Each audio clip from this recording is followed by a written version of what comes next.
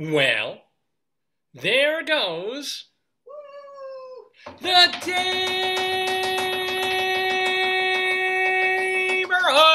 Good morning, everybody, and welcome. Welcome back. Welcome back to me, really. You guys were there. Everybody always says, well, welcome back. We'll be back after the break. Well, we'll be back after the break is true. But welcoming everybody back when they haven't left, you've just gone to commercial for 2 minutes.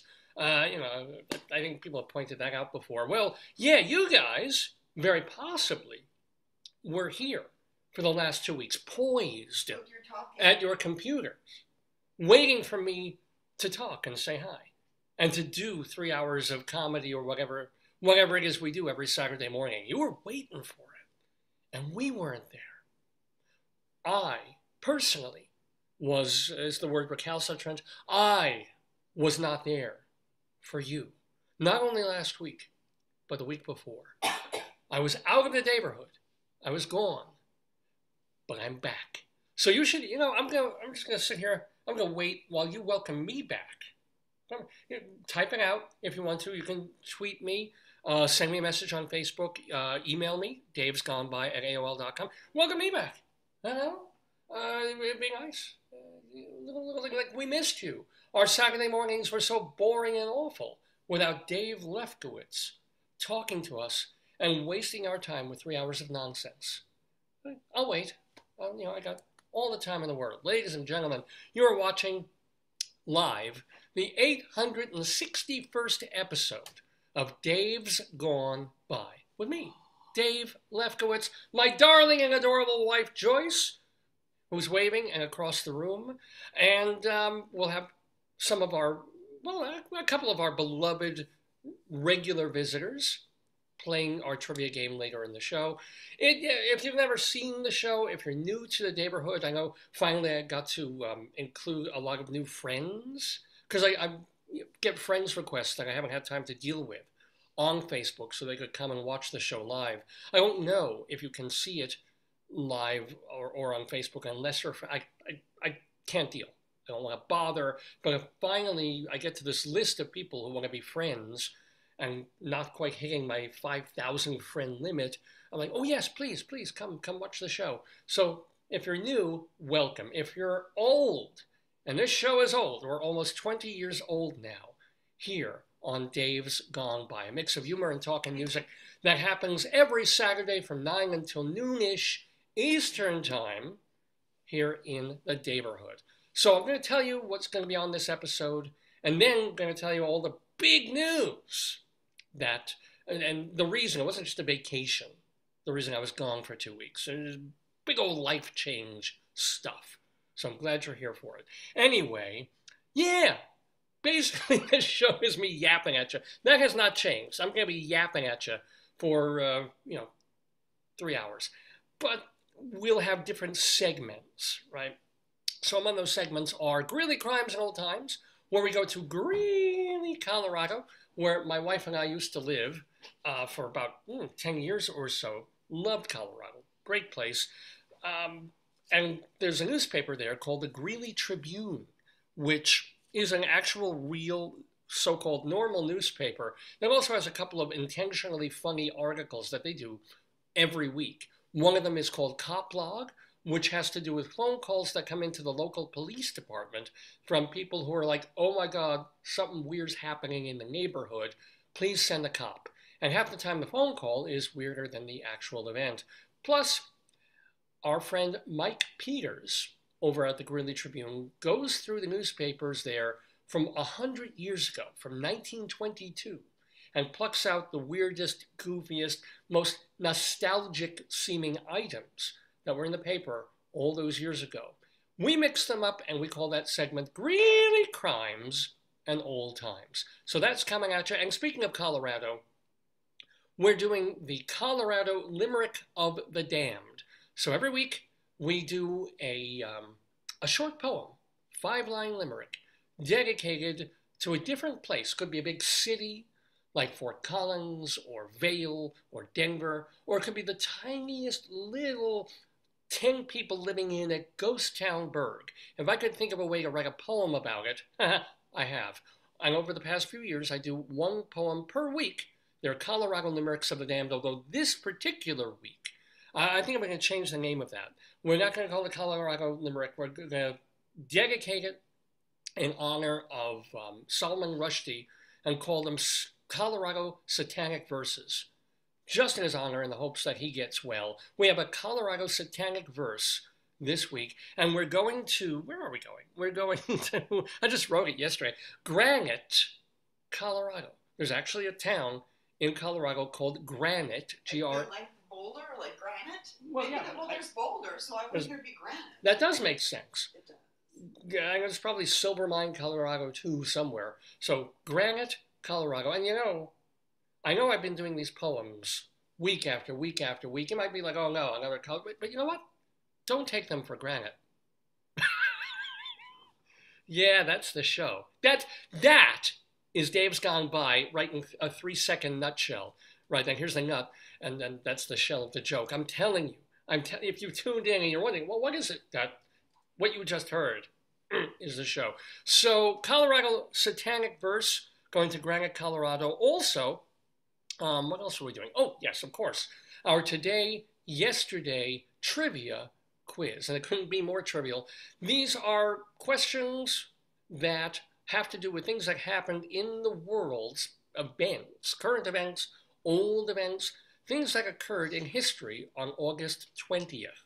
So it could be August 20th, 1487, it could be 1953, and we have 3 wonderful people to play our Colorado Limerick of the Damned this week. Of course, our beloved Leslie Hoban Blake, who is a theater critic and co-host of 2 on the Aisle. Plus, we have our beloved Vicki, Quade, who is a playwright and actress and co-creator of the long-running late-night catechism. She also has a couple of other shows like Bible Bingo and Are You Smarter Than Your 8th Grade Nun? Is it 8th grade or 4th grade or 3rd grade? I think it's 5th grade or 3rd grade. It's one of the grade. Are you smarter than some nun that if you were in Catholic school you had back in the day? She does these, and other actresses do them, live in person at the Greenhouse Theater and also in other venues touring around the Chicago area. So yes, Vicki Quade will be with us playing the game alongside Ronald Rand. Ronald Rand is an actor also and an acting teacher and a writer about acting. As a matter of fact, he has a book called Solo Transformations on Stage, all about doing solo performances that just came out a few months ago. He is also the writer and star of a one-man show about Harold Clurman, speaking of acting teachers. So, yeah, Ronald Rand joining us to play the Today, Yesterday... You said Ronald Reagan. Not Ronald. Did I say Ronald Reagan? No, Ronald Rand. I was tired and I heard you. Yeah, playing the Today, Yesterday trivia game should be a lot of fun. Unfortunately, David Sheward, he's going to Maine. He's going off there probably with his family and his husband and his mom and, several friends and having a wonderful time driving off. Don't worry about Dave. Don't worry that I have a show to do today. Aww. I mean, I'm not hurt. Well, I'm just disappointed. I'm not hurt. David, he's always wins, so I think it's good because he'll give other people a chance to win. Yeah, it's anybody's game. They're going to revolt like Woodstock. Leslie and Vicki are going to go, they're going to revolt. It's going to be like Woodstock 99. We will see. We will see how the game goes. So those are the main items of this episode of Dave's Gone By. And we always have a lot of fun doing them, and we'd love your comments as the show is going on. Joyce kind of monitors those on Facebook, so we'd love to hear from you. We thank you for all the nice comments over the past couple of weeks when I was basically posting that there's no show. I think some of you were so happy not to have to listen to me for 3 hours a week. You were just like, oh, great photo, Dave. Oh, good to see you. Oh, you look fabulous. Yeah, Joyce is going to read from last week. Yeah. Your retreat where you're holding the Depends? Yes. Let me explain that photo for those of you who are scrolling down while still watching and listening to the show. Last week we put up a picture of me, and this was John Paul. Everyone loved him because he was the Polish Pope.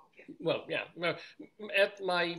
We were visiting basically my in-laws, and my in-laws, especially my mother-in-law, grew up Catholic and is still a fairly religious Catholic person. Very nice person too. So they have. I would not have this in the bedroom. this is the thing. Like, if I'm Jewish, right? We're thinking of buying mezuzahs for a couple of the corner posts in where we are right now. And you know, I think a drawing of Moses, maybe a Yaakov Agam painting of Jerusalem or something, maybe somewhere, okay? Or Golda Meir, or Moshe. These are not people I really want to wake up looking to. I do, if I'm looking at Moshe Dayan and Golda Meir on the other, I'm like, oh, back to sleep, please. But for some reason, Joyce's mom has a picture of the Pope in her bed. What kind of sex could your parents have had with the Pope? That's from my grandmother. They actually went to see that Pope. Yeah, this is when Pope John Paul was at Giant Stadium. Somewhere like that, yeah. I think he was playing Woodstock 94. He came down and he's, slamming a beach ball back and forth. But this was, the beloved John Paul II. You remember that when he was the rock star of popes of the past 300 years. So there's a picture of him with a ticket going. It's probably worth some dough. What the other thing is in there. Yeah. She's got another little card of him. Yeah, that's the ticket. So in this room, right, there's this picture of the Pope on the wall, right above, head level. And then she happens to have a bag of adult diapers because she's 80 years old. So I'm like, let's get a picture. Let's get a photo. I start holding up the adult diapers. And I realize that behind me, I'm standing literally under a picture of the Pope. So I'm like, sometimes photo ops just present themselves. I'm holding up the bag of Assurance diapers. The comments. And the comments were? So Andrea says, happy vacation.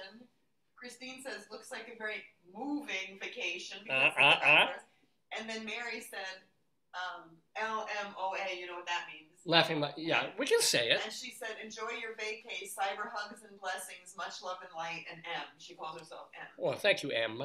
Thank you so much, M. That was marvelous. I got to figure out how to do it. Okay. So that was last week's, or 2 weeks ago, really, picture that we took. Part of our vacation, visiting my wife's folks out in Queens, New York. And okay, so I took a couple of weeks off. But it wasn't, and we were, as I spoke 2 weeks ago, we were going back and forth a bit to Maryland for various reasons. And it's amazing that in all this time, in the past 3 months that we've been back and forth 3 or 4 times to the lovely state of Maryland, we never made it to Inner Harbor. The one place that people who aren't scared of Baltimore go is Inner Harbor, which is where the Rusty Scupper is. Not the greatest restaurant of all time, but just something about the Rusty Scupper. And other restaurants and other things in a harbor, and it's nice, and it's the area that people go to, right? But didn't even go there, man, because we had other stuff to do. What's Mary's last name? I'm looking for Mary. I don't want to say it on the air anyway. I need help. But we're back and forth, and we're specifically in northern Baltimore County, which who knew? I did not know. You know how places have suburbs. Long Island is a suburb kind of New York City, and you see one, you think of Chicago, right? In downtown Chicago, and all the theaters and the museum and the crime and everything else, but then there's all these suburbs like Naperville. Then there's a whole story connected with that, so don't go there. But so you don't think of it that there's Baltimore, and you have a certain image of that, and then you go 5, 10, 15 miles outward of the city of Baltimore, and you're still in the county of Baltimore, but now it's suburbia, now it's almost rural. So here's the deal now, and Joyce has to kind of spell me on this in terms of what we can and can't say. Don't say where we live. Do not say the community that we live. Well, community, we know the town, the name of the show is the town. I know, but I would keep, Yeah, so we don't want firebombs. We don't want any anthrax in the mail. I don't know what you're even talking about. I don't get what you're... Well, I'm trying to say what we've been doing is that we've just been shopping and trying to settle in. Because we have moved... Yes, to Maryland. To Maryland. State. That's enough for people. To northern Baltimore. Baltimore County. And that was it. Joyce has a new job that she'll be starting in 2 days. I've got a couple of little gigs that I'll be starting in 2 weeks. We will be back in academia, which is kind of cool. So rather sadly, quite sadly, I had to leave the job I had for the past almost 2 years back on Long Island, which it's one of the rare times in my life when I've had to leave a job and be like kind of down and depressed about it. Other times I left in anger. Other times I was laid off, or I was fired, or I was just like, well, this was okay, bye, and not even thought about it 10 seconds later. This time I was like, this was a nice gig. These were great people. I made a okay salary with good benefits, and it was a good situation. Crap! I've got to leave. That sucks. But it did, you know. Again, I'm not going to. I've spoken about my old job. I'm not going to give detailed details, but I worked for a school district and begged them. I said, look, there's stuff that I do for you guys that took me a long time to learn, that will take anybody, because I was a secretary on one level, you know, Google Doc crap and filing crap and phones and stuff like that. But there was a whole other level where I was involved in data reportage and dealing with one internet system that was collecting data and then translating that and then sending that over to New York State. And that was a more specialized skill that I should be certified for and all this stuff. So, you know, you can find somebody and take 6 months to teach them how to do it, and they will. Or you guys can keep me on doing what I'm doing. Just, I won't be there. I'll be 200 miles away on a Zoom screen if you need me, or on email, or however else, or on Slack we used to really talk to each other about more urgent things. Why not? Well, half of America now, maybe a third of America, has understood that you can work from far away, that most of what we do, and I kind of parceled it out, I percentaged it out, and I realized that 90%, maybe 87%, 87.473% of what I did for this school district, I could have done and continue doing on the internet. Simply, easily, as well. And I begged them, I said, why not? You know, the people who trained me to do most of what I do, they weren't here. I was watching them on a Zoom screen, or they were helping me by telephone. What's the darn difference? Why can't, and you know, there was this feeling that in the district, first of all, there were a lot of new people. There was a lot of turnover at the end of last year. There's a new superintendent, a new secretary, a new this, and board members, and all of this. So they had to agree on stuff. And they were afraid of opening the floodgates, as people always are. Like, well, sure, if it was just you that was working 5 days a week remotely, well, but then if you want to do it, what do we say when the next person wants to work 2 days away or 3 days, or this person wants to work a week away, or have, you know, now you've opened up a can of worms that we don't want to deal with either, I don't know, legally or just in terms of school spirit of everybody being together, kumbaya, whatever the hell it is. As much as that district did for me, the one thing they didn't do is the one thing I wish they would have done and begged them to do. They wouldn't go for it. Hey, their rules, their thing. Unfortunate, which led to, you know, kind of a sad leave taking of these wonderful people I was working with. But life goes on. And then the terror sets in. And then the fear sets in. Because we went and we bought ourselves a house. This, you know, I'm not showing you much of anything right now. You're just seeing like a room that I'll tell you about. But here we go. We buy a house just at the very tail end of the worst possible market to buy a house in. Like, you know what the housing market has been for about 2-3 years now. It's just been absolutely insanely nuts. And thank God we didn't buy it like 2 months ago, or it would have been virtually impossible. But because the Fed raised the interest rates and because things are cooling down a bit and people are very scared of inflation, suddenly now there's a few more houses on the market And the market has cooled off fairly rapidly, and they're expecting it might even crash in a few weeks, or a soft crash. We unfortunately bought before the crash, but thank God we bought something that we can moderately afford, and something really, really nice. Great, fine. But we go into this with my wife having a great, wonderful new job and higher pay and all this thing, and nothing for me, right? You know, this prayer, this hope that I could keep my job and everything. It was because your school district drug it out. So yeah. You were under the impression that you would go remote, and they didn't tell you. Like, you were working with them for 3 to 4 weeks, and I didn't think that they were transparent about the process, and that's the problem. Yeah, no, I was, the only thing I was, as Joyce says, or she was angrier than I was about it. I mean, I understand bureaucracy takes time. But it was, you know, I told them a month before. I said, hey, this is what's happening. My wife and I are moving. That's not changing. We're moving, okay? And we really want to work. And my boss, my direct supervisor, was supportive. He wasn't thrilled, but he said, you know what, yeah, I'm on board. You've been really helpful and great. First time anybody ever said that about me. And you know, love to keep you on. I've got to talk to the higher ups, blah, blah, blah. There's a chain, there's a thing. And, you know, about a week or so later, he said, you know, I'm all for it, but. And then I go to the HR person, and she's saying, this is, you know, we're running it up the chain.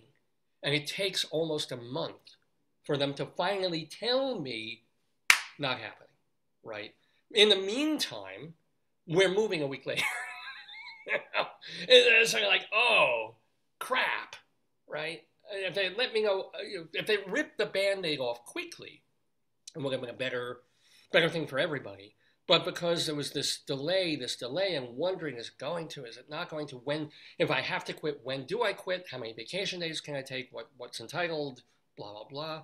So that was what made us both pretty mad. Aside from the fact that now I was moving to this place with a big mortgage and have to get a car and all these other things, and no job. Yay! Hooray! The good news for old age, by the way, I don't make, I know you probably think I do, I don't make a lot of money doing this podcast. I don't have sponsors and cash rolling in. If you would like to sponsor Dave's Gone By, please get in touch. I will, anything from $1 up, I will accept. I can't accept change because it just doesn't work in terms of Zelle. But anything that you would like to donate, please, in exchange for mentioning you or mentioning your brand or whatever your job or service is, all the way up to really disgusting sexual favors. Now, I would not do those cheap, right? Or even mid-price. If it's, I'm 58. If you want me to do certain things like I wouldn't even do when I was 24, you're going to have to pay for them. Anything. I don't have, a deviated septum, a cleft palate, anything going deep down my throat, problematic. Anything into my tongue. We'll talk, but I really don't want to talk. So, but thank God, thank goodness, and thank some of the local academia things here. Not only does Joyce have her job set, but I've got a couple of teaching gigs lined up. Old Dave's going to be teaching English again. They're going to unleash me on college kids. I'm actually going to be teaching, and this is just a week or so away, the first experience that 17, 18, 19-year-old kids are going to have of college, or at least of college classes, because they'll be moving in next week, is me. They're going to be walking into a classroom at 8 o'clock in the morning on a Monday, go into this classroom like, oh, wow. I've done high school, and I remember elementary school. I wonder what the rigors of college are like. I wonder what it's going to be like having a real academic experience in a university. And then I'm there. I'm like, hi! I'm the moron who's going to try and teach you how to put together an English composition. I was doing this a few years ago. I've kind of forgotten everything because I'm 58. So, like, you take words and you put the words together in a grammatical good way, and then those turn into sentencey things. Yeah. And when you put one sentence with another sentence, it turns into like two sentences together, and they're supposed to make like sense. I hope, if not, don't blame me. You should have learned this in high school. I'm just going to push you forward a little bit. We'll see. But I do find that an immense, scary responsibility. Not teaching a college course. I've done that many times now. But getting them that first moment of college life is me. I don't know. Have you ever had that? What? Because you usually teach 3-level and grad courses, but have you ever taught like a 100 level, like first day, do you feel anything or? No, I feel like we're one of many. They take more than one class. Well, I am Borg. And also, it's not like we're not the be-all and end-all. For them, it's like, I sit in a class, I listen, I get my assignments, I go to the next class, I sit, I listen. It's not like, we're not the sun in their universe. I mean, you have to get a perspective. But you see, that's the thing. When I do this show, I feel like I am the sun, and because I'm so performative. I'm an actor. I'm a writer. But so I'm them, like, they got a lot of other stuff going on. I know. They're homesick. They have, they're thinking about like their presentation of self, how they're gonna make friends. They're thinking about where's the meal plan. I mean, they got a lot of. Yeah. Meanwhile, I'm thinking 10. Once you get like 7 weeks, 8 weeks, 9 weeks into the term, you're like, oh my God, they're sleeping. Oh, I'm losing them. Oh, I said something dumb. And you figure meanwhile, it's like a moment out of their lives and they're not even paying attention. And then you get mad because they're not paying attention. And then you get mad at yourself because why am I not interesting enough over 50 minutes or 75 minutes or 2.5 hours that I stop paying attention? What do I do? They're going to give me bad reviews. I'll rate my professor. I'll be a -F. I'll never get the chili pepper. I hate that.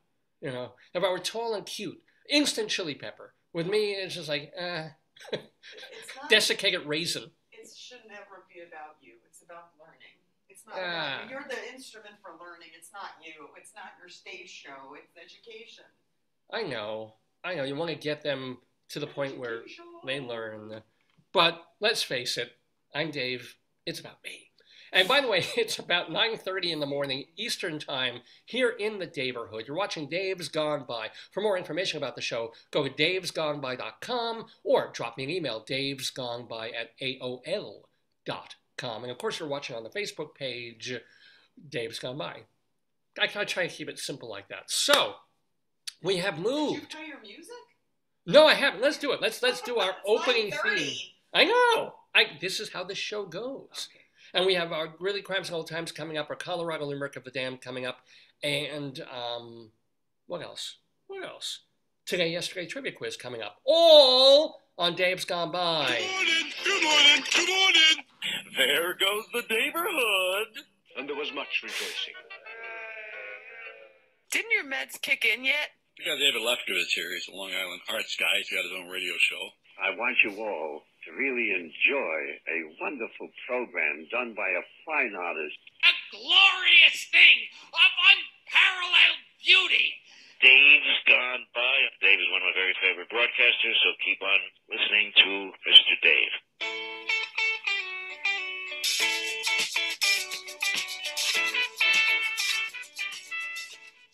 Yes, indeed, the Dave's Gone By show. That Captain Beefheart music, that tropical hot dog night theme, was the first thing, speaking of first times, the first moment anybody heard Dave's Gone By. If you can believe it, we're a little over a month away from our 20th anniversary. Like ending 20 full years on the air and beginning our 21st, I believe, right? Because we started October of 2002, and here we are just a month or so away from October of 2022. And the first thing we did, we were on terrestrial radio out in, at that point it was Limerick, Long Island, and we went on either 10 o'clock at night or 11 o'clock at night.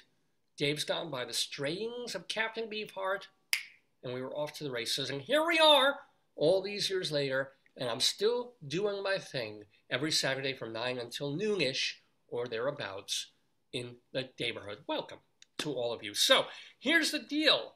We moved and we bought a house. We are currently in a room. That's the thing. The house is a little big for us, so we're deciding what to do with the rooms that we have. It's a 4-bedroom house in beautiful condition. I'm in, and I've never seen this before. It's wonderful. There's a room that we were using as the bedroom for the first week that we lived here. And you open the door to the bedroom, upstairs bedroom, and it leads into the garden.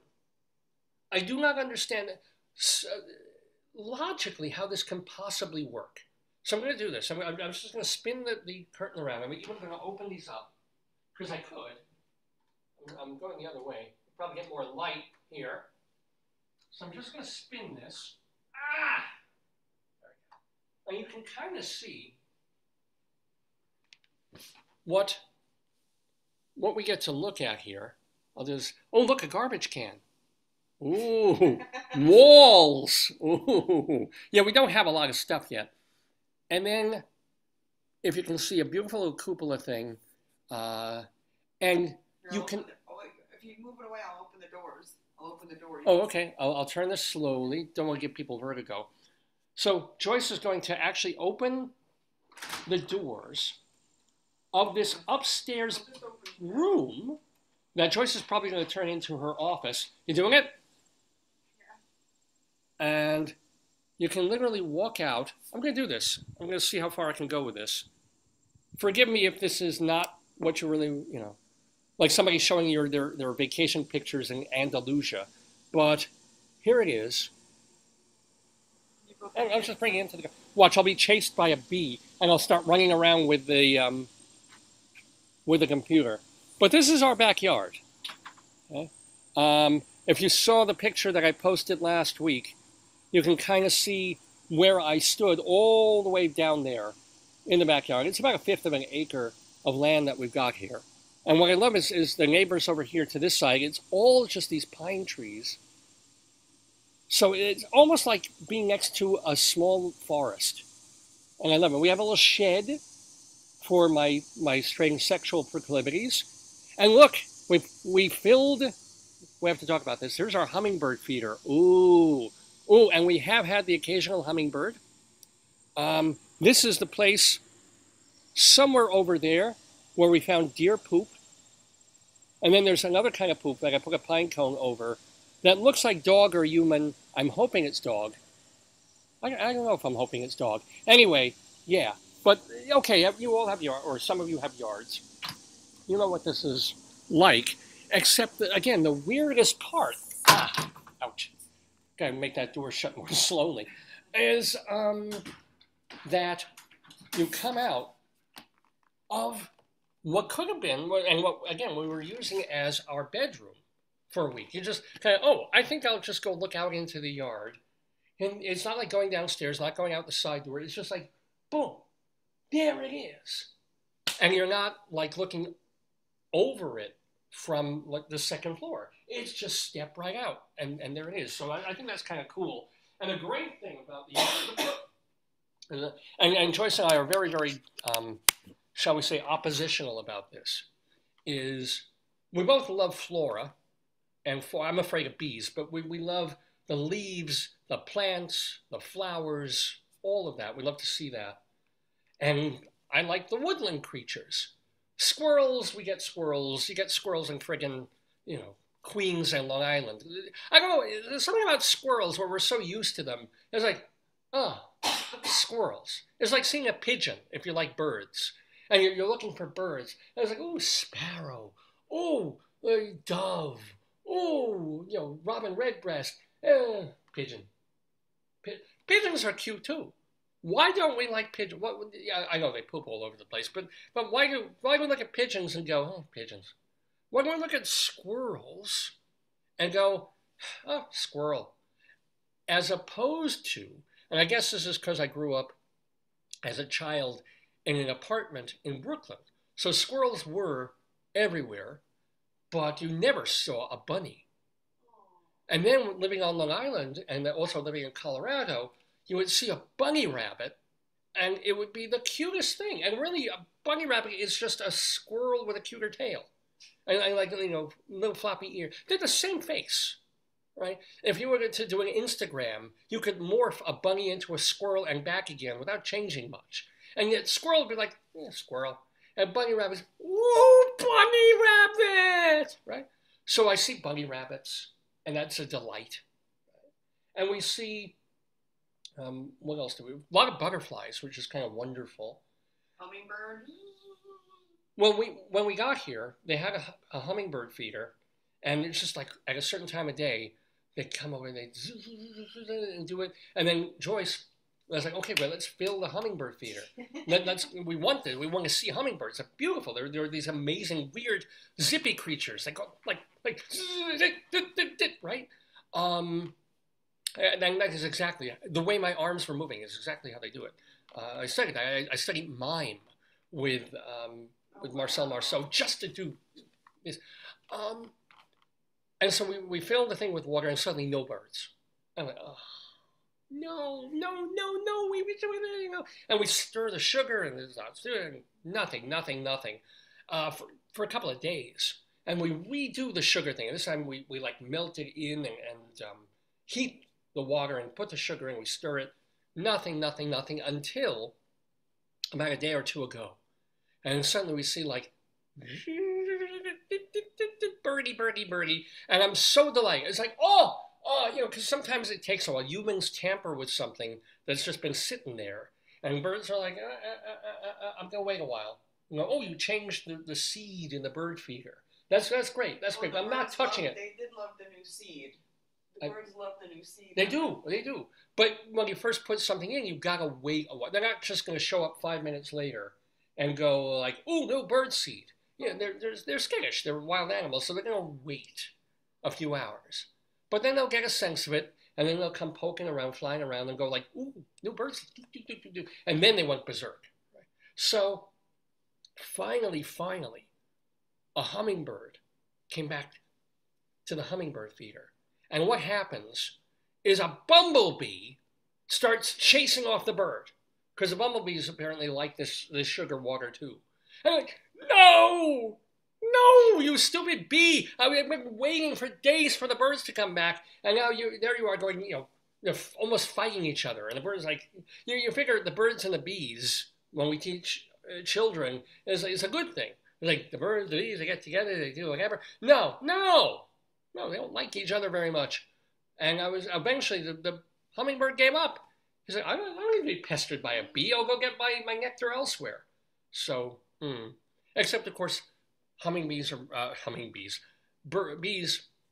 very important. And we get the bumblers. That's the weird thing. We have the kind of flowers apparently that don't attract those little stingy, awful bees.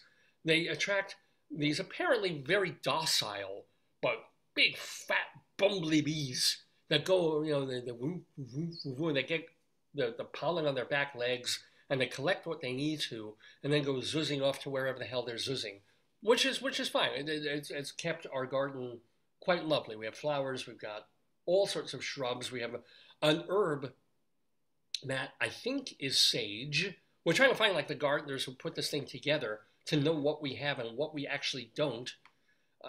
I remember in our old yard, back when we were living on Long Island, and we had a thing where I was like, I rarely used the backyard, rarely went into it, didn't want to deal with it. And one time we had people over, so I thought, you know what, I'm going to be cool. I'm just going to enjoy the yard. I'm going to go out here, it's a beautiful day, and I'm just going to lie down on the grass and have a great time. And just kind of stare up at the sun, be like Linus and Lucy and Charlie Brown, looking at the clouds, trying to think what shapes they are, except all mine were obscene. And then for like 5 minutes. And wouldn't you know, honest to God, within a week I had poison oak. And I had to go and I get the gardener to come in and like pull all the bad weeds that were down there. I'm like, so gardens and me, we don't generally mix. But here, from poking around and smelling some of the leaves and seeing some of the flowers, I'm like, this is pretty wonderful. This is pretty neat. So we have this, and we have this place that we've gotten here in, I was about to say northern Colorado, but northern Baltimore. And so there's another room, and we have to really got to thank the folks who were living here before we were, because we were trying to negotiate at first with them, and we were trying to say, I really liked a lot of their furniture. Joyce loved their patio furniture. As a matter of fact, the thing that sold the house to her was she and our wonderful real estate agent, when they came out here, looked quickly through the rooms, then went out on the patio, which has that covered thing that you saw, and just sat out there on the long furniture and looked out on the beautiful garden and the quiet that we happen to have here, and then all the trees on the left, and there's some trees on the right, and just took in the view on what happened to be a very beautiful day. And I knew right then and there, I was like, this is the one. This is the one she wants. This is it, right? Just from that alone. The house itself, great condition, beautiful, nice size, everything, new appliances, great, but it was the sitting out on the porch and very cushy patio furniture that sold it. And so I was like, okay, we're buying this house, we're giving you a good price, let's make some deals on some of this furniture so we don't have to stock furniture. We don't have anything to bring, because Joyce and I have been living in my parents' house, my mom's house now, for 3 years during the pandemic. We're not going to bring it. We don't have our stuff. It's all the stuff I grew up with when I was a kid. That's staying back there, right?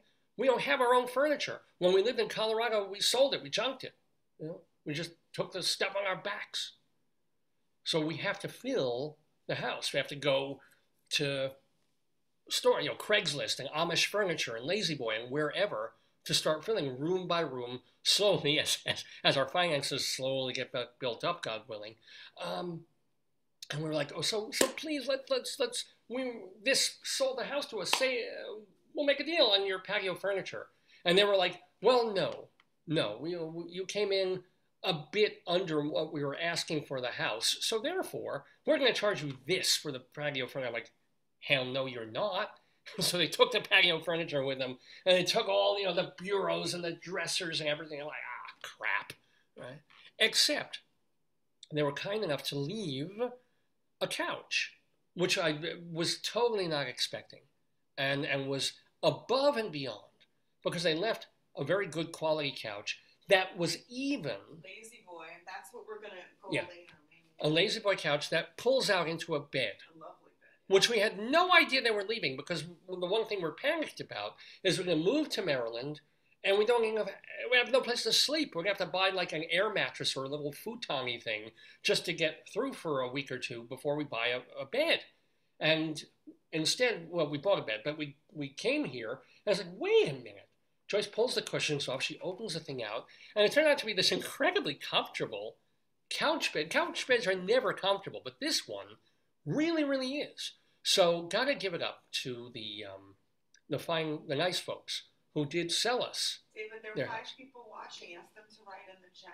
Well, hi 5 people watching. Please tell me you're watching and tell me that you're actually enjoying my ramblings and my discourse about this house. So the one thing, they left a couch and they left a table with chairs downstairs in the kitchen for us to sit on, which is also really nice of them, because we have, except this, no other chairs.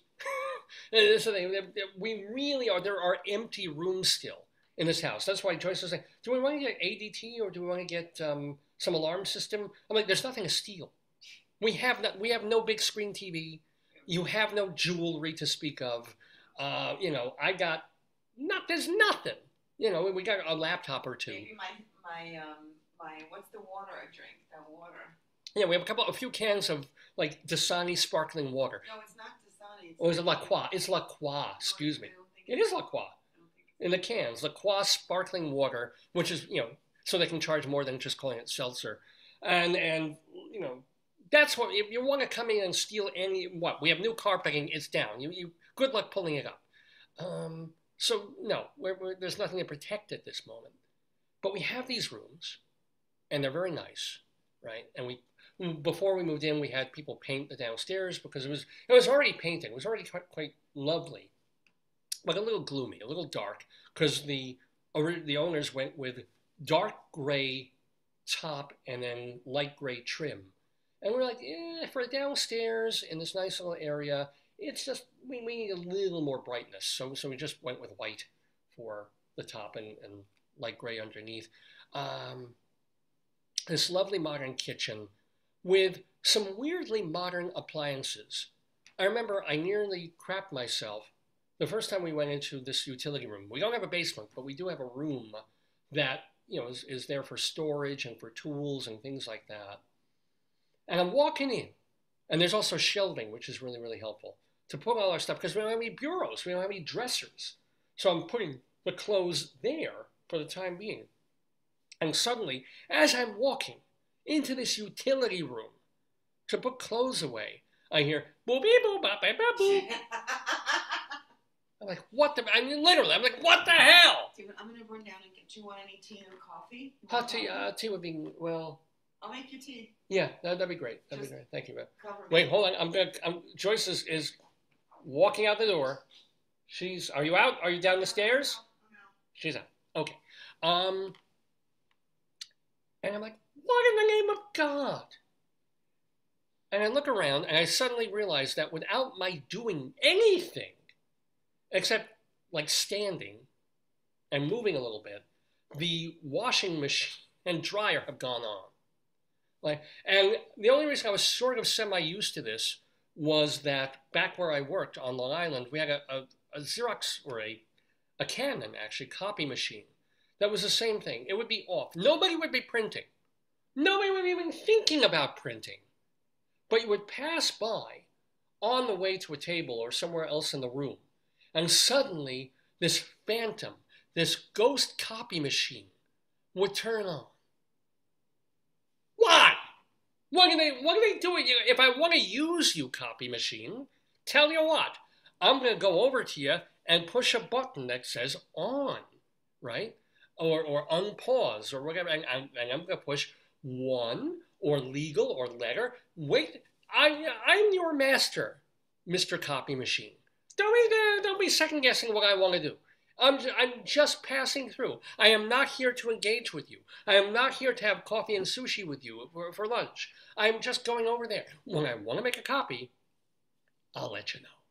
But instead, you pass by. The motion of the body turns the copier on. And meanwhile, speaking of this room I was working in, the exact opposite. I could be sitting at my desk, typing, looking at my computer, barely moving, right?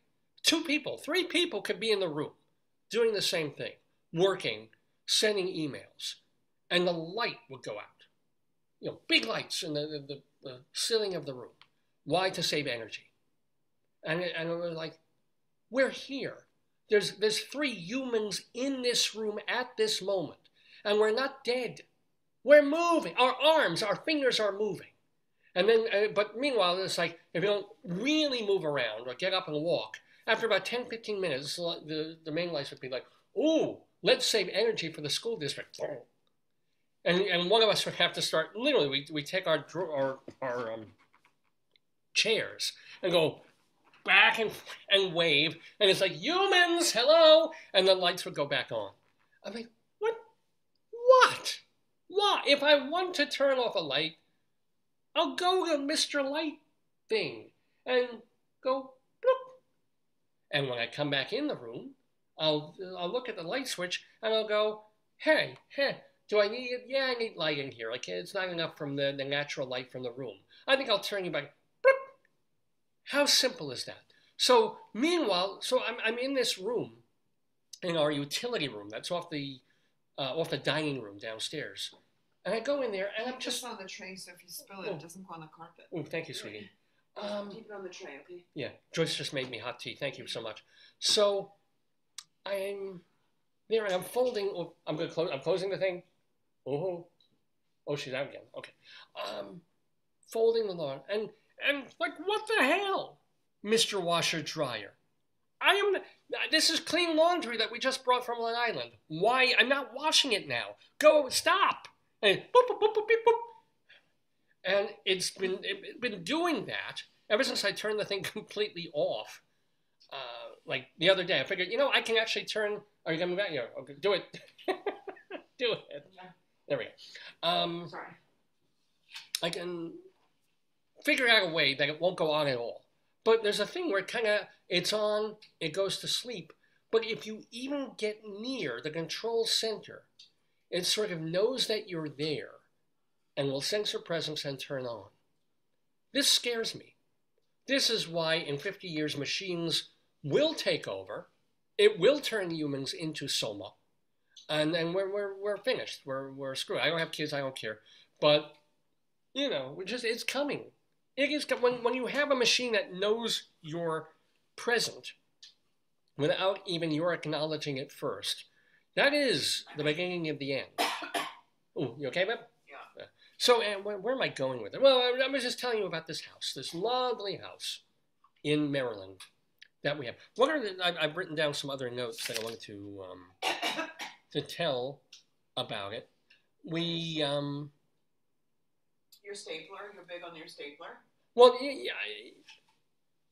being a Jewish man but I was like this in my 30s, but being a Jewish man in his 50s, from originally Brooklyn, New York, that kind of enclave, being the grandson of Depression-era grandparents, the son of someone who grew up quite, poor for a while until she got married, and, of people who have had to watch their money, watch themselves forever and ever. That is inculcated in me.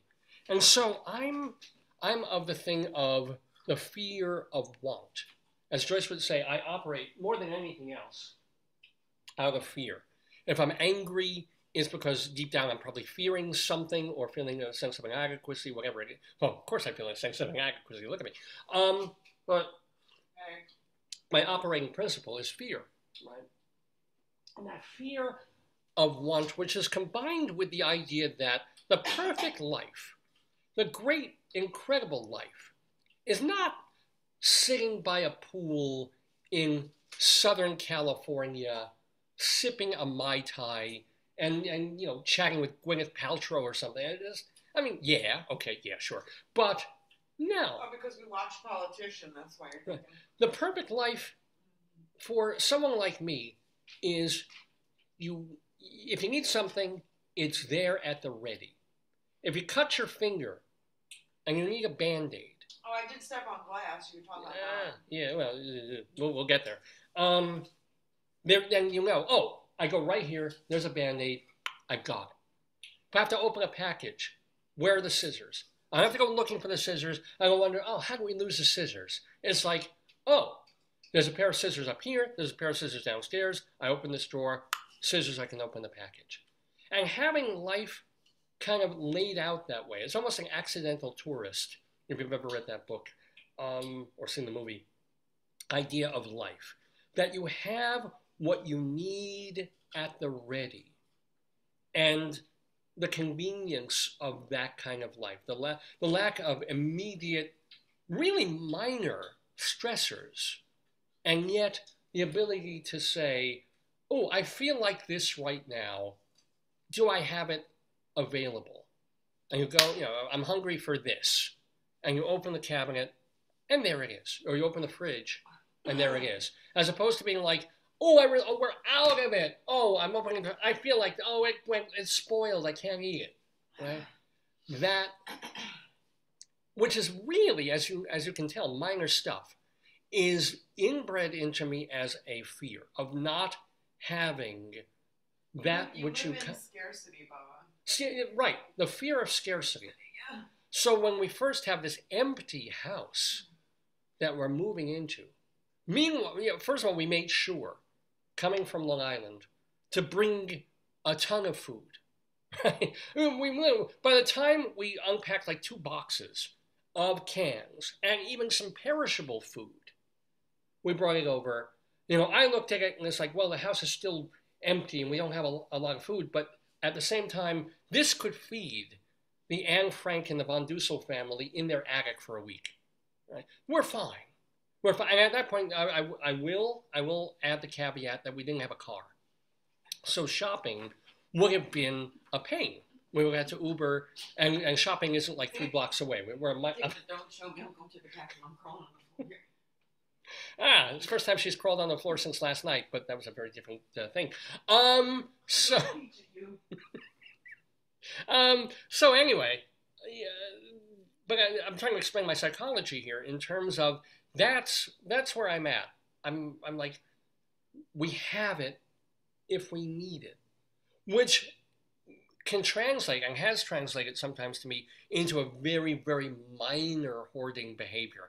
Not on the level of these folks who see on these TV series or hoarders, but this idea of like, are we out of, how are we doing on salad dressing? Oh, salad dressing's on sale. I'll get another bottle of, and then suddenly you don't realize you've got 3 salad dressings when you're only down a third of one. But is that the fear of scarcity? So we've got like, can we have some food in the house? And hello, we can Instacart if we need to. We can order in, and we have our wonderful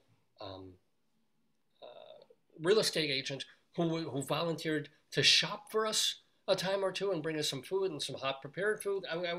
We're in the most fantastic, like 99% of the world should be as lucky as you position in life. We really are. And yet at the same time, it's like, oh my God, I want to do this, but I don't have this. Right? We have some silverware, but we don't have a silverware organizer in the drawer. Right? We have a couple of butter knives, but I don't have a knife set. I wasn't about to cook anything using a knife set, but I'm like, I need knives. No, how do you have a house without knives? Tell everybody your obsession was trash cans. We have about 50,000 plastic trash cans. Bags. No, trash cans. You wanted all the trash. If I get the waste baskets. Yeah. Yeah. Other thing, waste baskets. I don't know why. I was obsessed with this too. Yeah. Of like, how we move into a house with these rooms, and there's no place to put garbage. And as opposed to like every time you have a little garbage, having to go downstairs to the one garbage can that you did buy and that you do have, blah, blah, blah. So I'm online scouring. Every time we go into a drugstore, every time we go into the Kohl's or anything. It's like, what do their garbage cans look like? That's we need waste baskets. Must have them. And of course, they've got to be reasonably priced, and they have to match the room, which I never used to give a shit about. I had a favorite color for a year. Still my favorite color is brown. And now I'm trying, and by the way, this is not a chair this happens to be brownish red, just happened to be here. I didn't choose this one. But it has always been my favorite color, and I would always buy brown, brown, brown. And now it's like, no, wait, this house is gray and white. Gray and white. Brown doesn't always go. I need gray, white, black to go with. So now I'm looking at, is this gray? Is this a nice gray? Does it look cheap? Does it look nice? What room? What room would this $9 trash basket go in? You're obsessed. I did. I became completely obsessed with the trash and being able to throw things out. By the way, I'm also obsessive about time. It's 10 a.m. Eastern Time in the Daverhood. You're watching Dave's Gone By with me, Dave Lefkowitz, my darling and adorable wife, Joyce. We will have in just 15 minutes our guests coming to play the Today, Yesterday trivia quiz. Those will include Leslie Hoban Blake, Ronald Rand, the actor and acting teacher, and also, of course, Vicki, Quade, actress and co-creator of Late Night Catechism. They will all be here at about 10:15 to play the Today, Yesterday quiz. We'll also go for Greeley Crimes and Old Times and our Colorado Limerick of the Damned, where we go to Granite, Colorado. And, of course, I'll be yakking more about moving to Maryland. So, yeah, can you believe I literally killed an hour talking about this with more to come? This is what I do. So, and I do come from this obsession with not cleanliness. As Joyce will certainly attest, I'm no lover of soap and things like that. I mean, I use soap. You're not a lover of organization. Oh, I am. I organize. You just think that I put things in piles. I organize. I'm just not neat about it sometimes. But I'm not obsessed like cleanliness next to godliness, but I come from, again, especially a mom who, like, if you miss trash collection, oh my God. Oh my God. And she lives on Long Island, where you pay obscene amounts of taxes. But one of the things that those taxes get you is 3 times a week, they'll come and collect your garbage. Like Monday, Wednesday, Friday, the garbage people will come and take your trash. And then the next week, it's only 2 times, Tuesday, Thursday, and then 3 times a week, 2 times a week. So it's nice. You get to put out your trash in the back. They come, they get it, they take it away. Your taxes do pay for reasonable and frequent trash collection. I remember being absolutely stunned when we moved to Colorado. And not only did your taxes not pay for trash, you had to pay a local carter to take your trash away. Or you had to bring it yourself to the local town dump. So you make your own provisions to call Waste Management or whoever it was, Northern Colorado Waste, to come once a week. That was the thing. Once a week. You bring it out, they take it away. Well, I don't think there was even a recycling aspect of it. Just once a week, boom. And it was a lot more if you did it more than 2 or 3 times a week. Now, the interesting thing was that I think we paid $14 a month for once a week trash collection. So over the course of a year, you were basically paying $150 to get your trash taken away. On Long Island, I wouldn't be shocked if it cost every Long Island taxpayer like $1,000 a year for the mob-run trash people. It's probably part of their property tax, I would think. Well, yeah, but property taxes are $17,000. Oh, Chris gave you a heart. Thank you, Chris, who, by the way, was one of the people I was working with, not physically at. Is she the one that had the baby? Who's the one that had the baby? Not sure. I don't think so. Remember the one that had the baby? But thank you, Chris. So, She's got a lot of Chris's in her name. Yeah. So, even so, my mom is obsessed because she grew up in, I won't tell the story. I think I told it one time, but when her mom and dad did not have a lot of money, her dad had some trouble. Great guy, great chess player, really not a worker guy. Couldn't hold a job very long. So they lived poor. And at one point they moved to new projects. They lived in the projects down on the Lower East Side. And when they moved in, it was really nice. It was Spartan, and it wasn't elegant in any way. Christine, I can't say the name. Help me in English. Chris says, miss you. Well, I've never met the woman in person, and she misses me. But you don't have to miss me. I'm here. Here's a hug. Let's see. Teach me something about e-school. No, don't. just fucking don't. No, don't need to know it anymore. On the weekend, you can't do it on the weekend. It's the weekend time. But yeah. But my mom, lived in the projects, and within about a year and a half, 2 years, because of the kinds of people that she lived with, her neighbors and a neighborhood, what was a clean, safe, pleasant place to live became a hellhole. It became dirty and garbage and broken windows and graffiti, and nobody took care of it. There was just filth and then probably roaches and garbage and ugh. And it affected her for the rest of her life. And this is before crack. We have this thing nowadays called therapy where you can learn. No, but seriously, that will mess you up if you're in your therapy. If you're in your teens and grow up like that, and this is what urban life represents to therapy. You. Fine. Therapy. Okay, fine. Consejero. But also this idea of if people just like garbage on the streets, and you leave garbage on your table and in your living room and dishes in the sink, and you live in filth, who wants that? So you have this, again, as you would say, neurotic fear of living like that, and of trash collecting, and then roaches and mice coming along and living poor and feeling poor and dirty. So you get the trash out. Like the night before, 10 o'clock, it's like, is there any trash? They're coming tomorrow. I don't know what time they're coming tomorrow. So gotta get the trash out, gotta get the trash out. And meanwhile, again, that's 2 or 3 times a week. So now we're in Maryland. Our taxes do pay for trash collection, but it's once a week.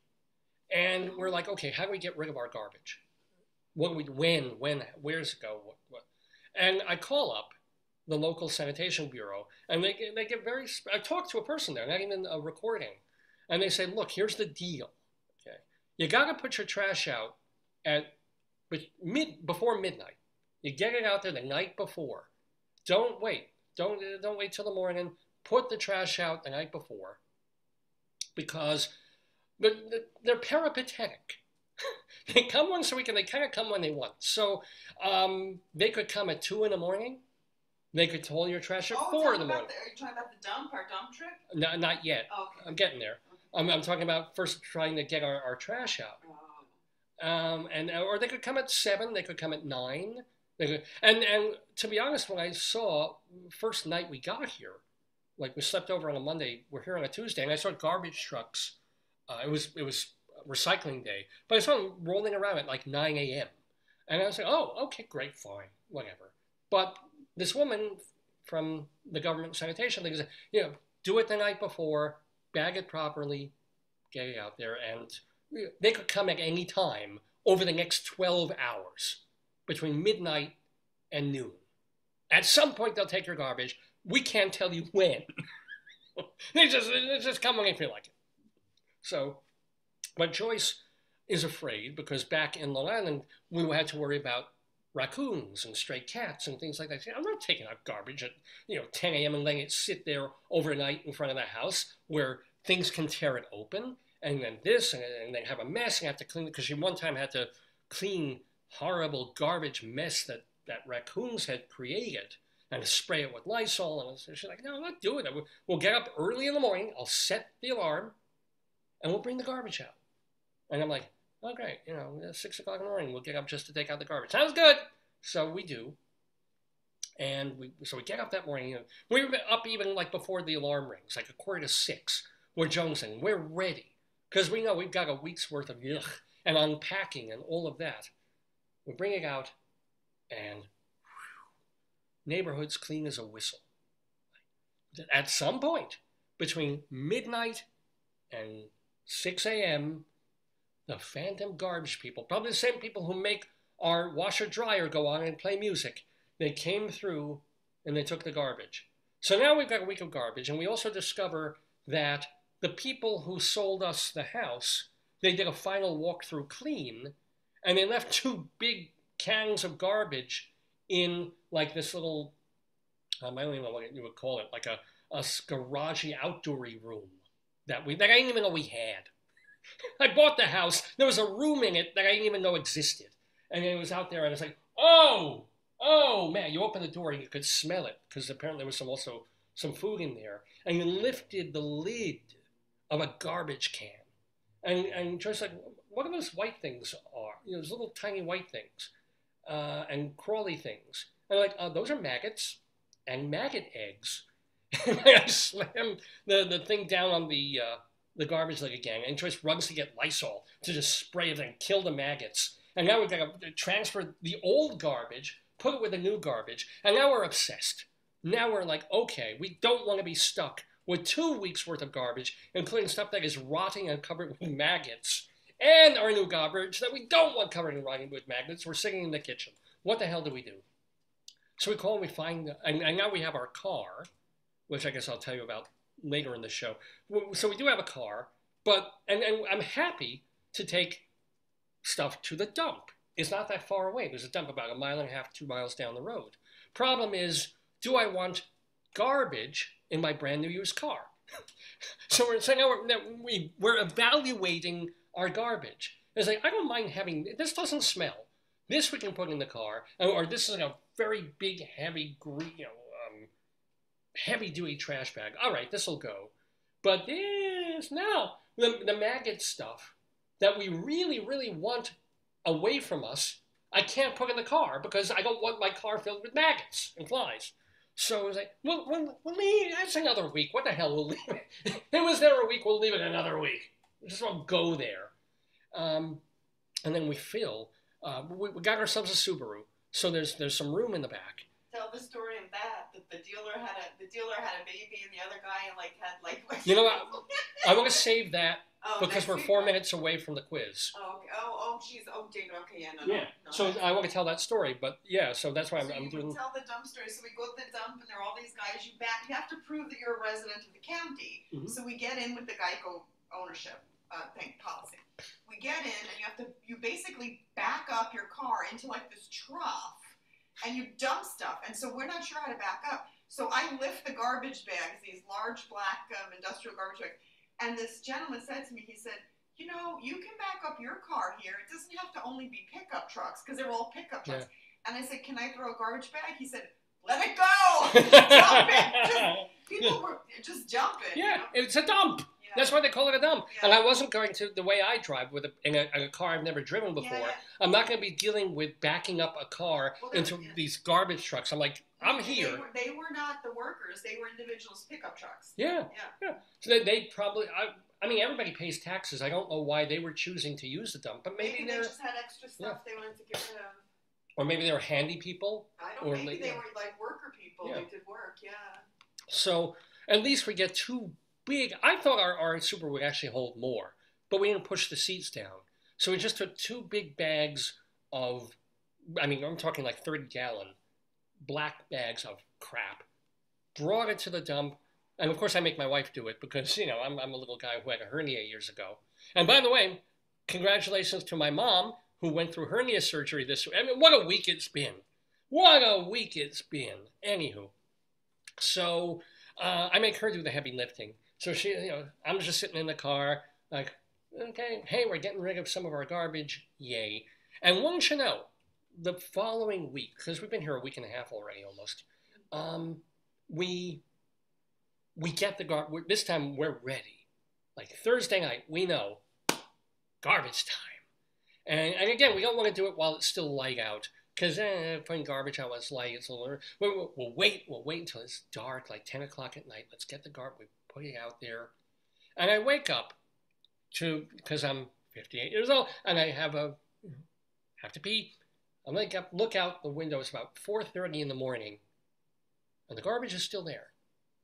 And I'm like, you've got to be kidding me. You've got to be freaking kidding me. And I'm like, and then I go back to sleep, and then I wake up for real an hour later. Garbage is gone. So somewhere in that 4:30, 5 o'clock realm, this time is when they can come at 2, they can come at 4, but this time they chose to come at about in the 5 o'clock-ish garbage range. And we got, this time, our garbage away perfectly. We'll have more to say about Dave's Gone By and the Daverhood, the new Daverhood, here in Maryland. But first, we have a game to play, and we have people to play it with. So, we're going to let in some friends of the Daverhood, who include Vicki, Quade, and Ronald Rand. And let me just make sure to text Leslie to make sure she's coming on. Leslie. And let me just tell her, it's time. And let me pot up my sound. Greetings, Vicki, Quade. Hello. How are you? Oh, let me make sure. I need both of you to unmute. So I need both of you to unmute your... There we go. There we go. How are you guys? First of all, how are you, Vicki? How was your week? How's everything going? Everything's going fine. We had really good numbers at the theater yesterday, largely because of this air show that's in town. So people are seeing the air show, and then they're looking for something to do afterwards. And, you know, we lucked out and we sold quite a few tickets yesterday. Now, was it night catechism, or Are You Smarter Than, or what? It was Are You Smarter? And I was on stage doing it. So it was really nice to be like, wow, look at all these people. So what was yesterday's highlight, last night's highlight? Because some of it is improv, but a lot of it is scripted. No, exactly. So I would say... Yeah, the highlight last night. The highlight, it really kind of had to be the girl who came up on stage, and she was dressed very scantily. So I was like this, and the audience just started laughing. Okay. Vicki, did you It was cover fun. her with some kind of blazer? I wish. Oh man, it makes me now realize I need to have something up on there. Tablecloth. You should have Here, sent sweetheart. Vicki, Put you the should have tablecloth sent her on. home because she was dressed inappropriately. A ruler on the knuckles, or I think every man would appreciate a spanking. Bend her over, give her a good spanking for being. When I have a float in the Pride Parade, that tends to be the #1 request.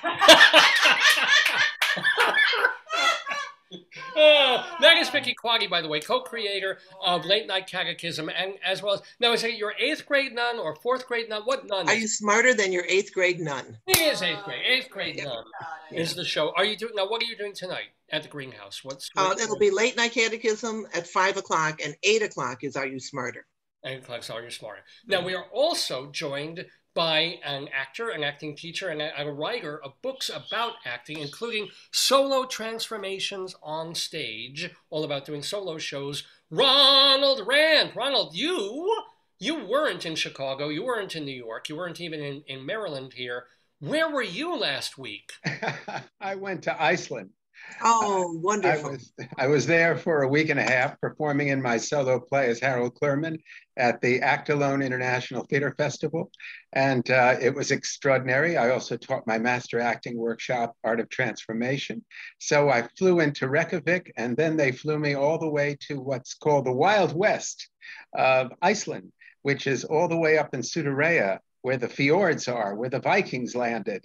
So it was incredible terrain and mountains all around you, and they're actually building some of the original settlements of where the Vikings landed. So it's pretty incredible. And so I was there for the festival for about 3-4 days, and then flew back to Reykjavik and got a whole tour and went all the way around to all the incredible waterfalls and the geysers and the incredible terrain. And it was amazing being in Iceland. Yes.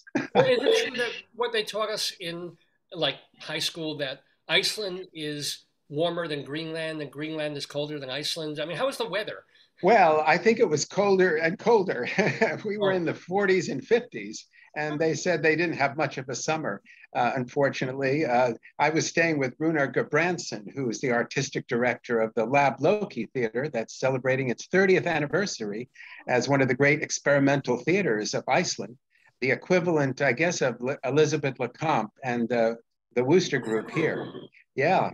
So he's been putting on these most amazing experimental theater shows for 30 years, which have certainly appalled and excited and titillated the audiences there in Iceland and around the world. So were they part of the festival this time? No, he actually went up there. He's had shows put in the festival. This is a solo performing festival, so he's had people from his theater company. But it was incredible just to see the array of solo shows, and also the whole town turns out because it's a small fishing village. So we get the town village come. Well, that's fantastic. I mean, I love the whole idea. Can I ask you, though, you were performing, obviously, the Harold Clurman show in this festival. Yes. Did you get to watch other shows? Which was your favorite of them? That was my wife running behind me. And were they in Icelandic? Is that the language? Yes. They were in Icelandic. I did actually get to see other shows by an American artist, Valerie David, who came over, and she did an incredible show about actually dealing with her bouts of cancer and overcoming them. She's a friend of mine. Yeah, she's a Valerie's a friend of mine. Yeah. Great actress and a wonderful person to get to know. And so, yes, the other shows were in Icelandic, but I still enjoyed them. There were dancers, and they actually brought up one of the most famous actors from the Icelandic National Theater to talk. Of course, the talk was all in Icelandic, but I loved the way he expressed himself, reading poetry and talking about his career. So you got the way that he was incredibly passionate. And then I talked to other people, and I'm going to interview him as well for my newspaper, The Soul of the American Actor. But the other exciting news is that I've got a book event coming up for solo transformation on stage on I'm jumping ahead.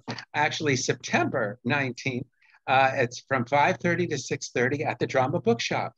So there you go, here in the city. Congratulations, all the way around for being in the festival, and of course, and for the book. And that sounds wonderful. Can I ask you? You've been doing, and then we'll get to the quiz, I promise. But can I ask you though? I mean, you've been doing the Harold Clurman show for a while. Are there any other solo shows that you have in the hopper, or that you can pull out when you need to, or what are you working on? Well, it's the 22nd year of doing my Harold Clurman show now, and I've done it in 26 countries and 20 states, and probably over 40 universities and colleges. But I've done 2 other shows. One is Charles Dickens, which I created and adapted the entire Christmas Carol and acted and brought him to life as he did his. He told the stories and his books to audiences, and he was the equivalent of Madonna in his age, because he was the most sought after performer reading his works. And he was a metal bra, which was amazing. Yes. And then I did a solo show as Captain Keller, Helen Keller's father, telling Helen Keller's life from his perspective as well. So I've done those shows, but right now I'm focusing on continuing to keep Harold Clurman going naturally, because there's a demand for him. Surprisingly, a lot of places don't know who he is, and they need to. So I've got 2 states, 2 universities that we're planning, and there probably will be a big conference symposium about Harold Clurman in the group theater coming up. So that's in the works. And Vicki, let me ask you, 8th Grade Nun is a pretty new show, so you're kind of focused on that. Is there anything bubbling? Oh, yes. I have a huge project I'm involved in right now. Very quickly, 30 some years ago, I befriended a photographer named Paul Hansen, who had lived in New York in the 30s and kept going back and forth to New York. And he documented dance in the 20th century. And we were working on a book at the time of his death, which was in 1999. And I am embarrassed to say, I have had, he turned over and legally, signed over the rights and ownership of negatives and photos and things like that to me. I have all the documentation. And I just got involved in other things, life. And finally now I've got time to have them all scanned. So I had 350 or so of his amazing images scanned. And I'm now working with the New York Public Library to identify some of the dancers that I don't recognize. And I'm going to be doing probably a gallery exhibition here in Chicago.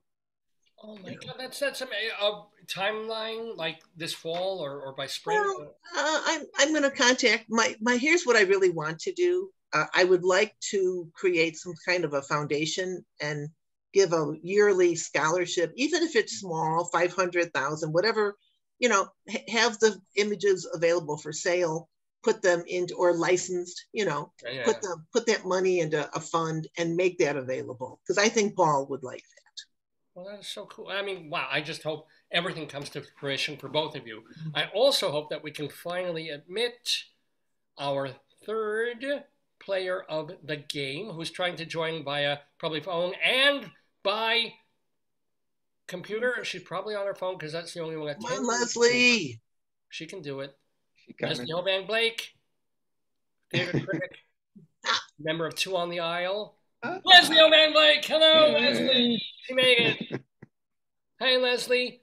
And let's see, make sure we got audio. Yeah, we should be able to hear you too. Hello. She's connected. There you go. There we go. Oh, she's taking a tumble. Wow, she's on the move. No, you're upside down. You're upside down. Keep it like that. It's kind of cool. Leslie, we can't hear you and you're upside down.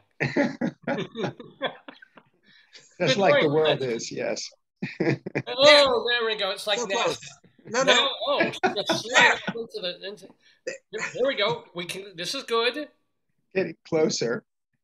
We can't hear you. This is our weekly dose of Leslie Comic. Now, connecting to audio. She's giving us the finger. She's better than Soupy Sales, I'm telling you. Well, I tell you, this is a show in itself. Oh my I God. was just going to ask you to unmute, Leslie, because you look great. I love the white. I love the background, but we can't hear you yet. Oh, there you go. Good morning. Good morning, Leslie. I'm tired. I'm going back to bed now. Just getting on the show is an ordeal. How are you, Leslie? Ron, how are you? Nice to see you again. Hello, Vicki. Hello, darling. You look fabulous. Oh, thank you. I don't even want to remark to that. Good morning, David. Good morning. And that's Ronald Rand. Yes. I know, Ron. Yes. Hi there, Leslie. Good to see you. I'm fine. Thank you. Good. So, Leslie. Was I upside down when you were right side up? It was great. Really? It wasn't us, Leslie. I had everything set up. It was on my computer, and then my computer just went black. Okay. And I finally got it back, but it would take another half an hour to get it all straightened out. So I just. Well, you know, Leslie, black computers matter, so it's okay if that happens. Right. Yes. Absolutely. Anywho, so Leslie is the co-host of Two on the Aisle, and we haven't started the game yet. So let me remind, especially Ronald, this is only the second time you've played the game. Yeah. It's called the Today, Yesterday Trivia game. And it's a little shorter than usual because I've been rather busy. It's been, I've taken the last couple of weeks off to move to beautiful northern Maryland. So, yeah. You moved? I moved. I'm not a New Yorker anymore. You didn't tell anybody. Why didn't you tell anybody? Well, it was kind of semi-secretive until my wife's job kicked in, and I'll be teaching again too, and it's going to be okay. So where's Potato? Where's Mr. Potato? Of course, we didn't bring all of them. However, of course we brought. Be right there. Okay. Thank you for asking. Yeah. My goodness. A couple of potatoes because we didn't want a free for all. I would have taken you guys out to dinner or something there before we you go. left. Well, here's the grand finish. Did you know that yesterday was National Potato Day? Really? I heard it on the news. And David, I'm so confused. I don't know what episode it is. There's nothing behind you. Is it 8-something, 812, 822, 835? What is it? If we go to Maryland, do we have to start all over again? I'm in Maryland. We are in our house. This is episode 1. Yeah, this is 861, by the way, Vicki. This is the 800. Where in Maryland? My niece lives in Maryland. My brother lives in Maryland. They're in Bethesda. Bethesda is about 50 minutes drive south of us. So we're in Baltimore County in northern Baltimore. Okay. So, yeah. And congratulations. I just wish we had known. Well, I'm telling you, believe me, we parcel out information as we choose. Boy, so did you keep your place in New York, though, just in case? Well, our place in New York was my mom's house, so yes. That's where we've been for the past 3 years, living in my old bedroom. So it's been a time. But now we've got our own house. We have our own place. We have a beautiful yard right outside this upstairs door. And so you can let the potatoes roam free in the yard? Is that the idea? Yeah, we're hoping the tubers will grow out and create multiple vines. No, the sad part is I left our 400 and something potatoes back in the basement of my mom's house. She's thrilled. Your mother must really love you. Yes, and potatoes. So anyway, we are here so I'm in Maryland. Vicki's out in Chicago. Ronald's in New York, right? Where are you? You're in Manhattan. Yeah. And Leslie's in Manhattan as well. So it's this not national, what would you call it? Multi-stational. We used to call it bistatal, but it's more than 2 now. So. Now it's tristatal, I think. Still the Mississippi. Tristatal. I guess it's tristatal. Yeah, there you go. Transtatal neutral is what we're going for here. To play the Today, Yesterday trivia quiz. Yeah. What school is Joyce teaching at then? We're not going to say on the program. Okay, all right. Why are you afraid people are going to come and do something? Yeah. Never know. If you've ever seen me teach, you know. So do me a favor and at least shoot me a text or thank you. I will. Right. Yeah. So, and it's like we're a million miles away. We're 200 miles away from New York. I'll come in every several weeks to pop and see some theater. And not let anybody know and then hop out again. Yeah, exactly.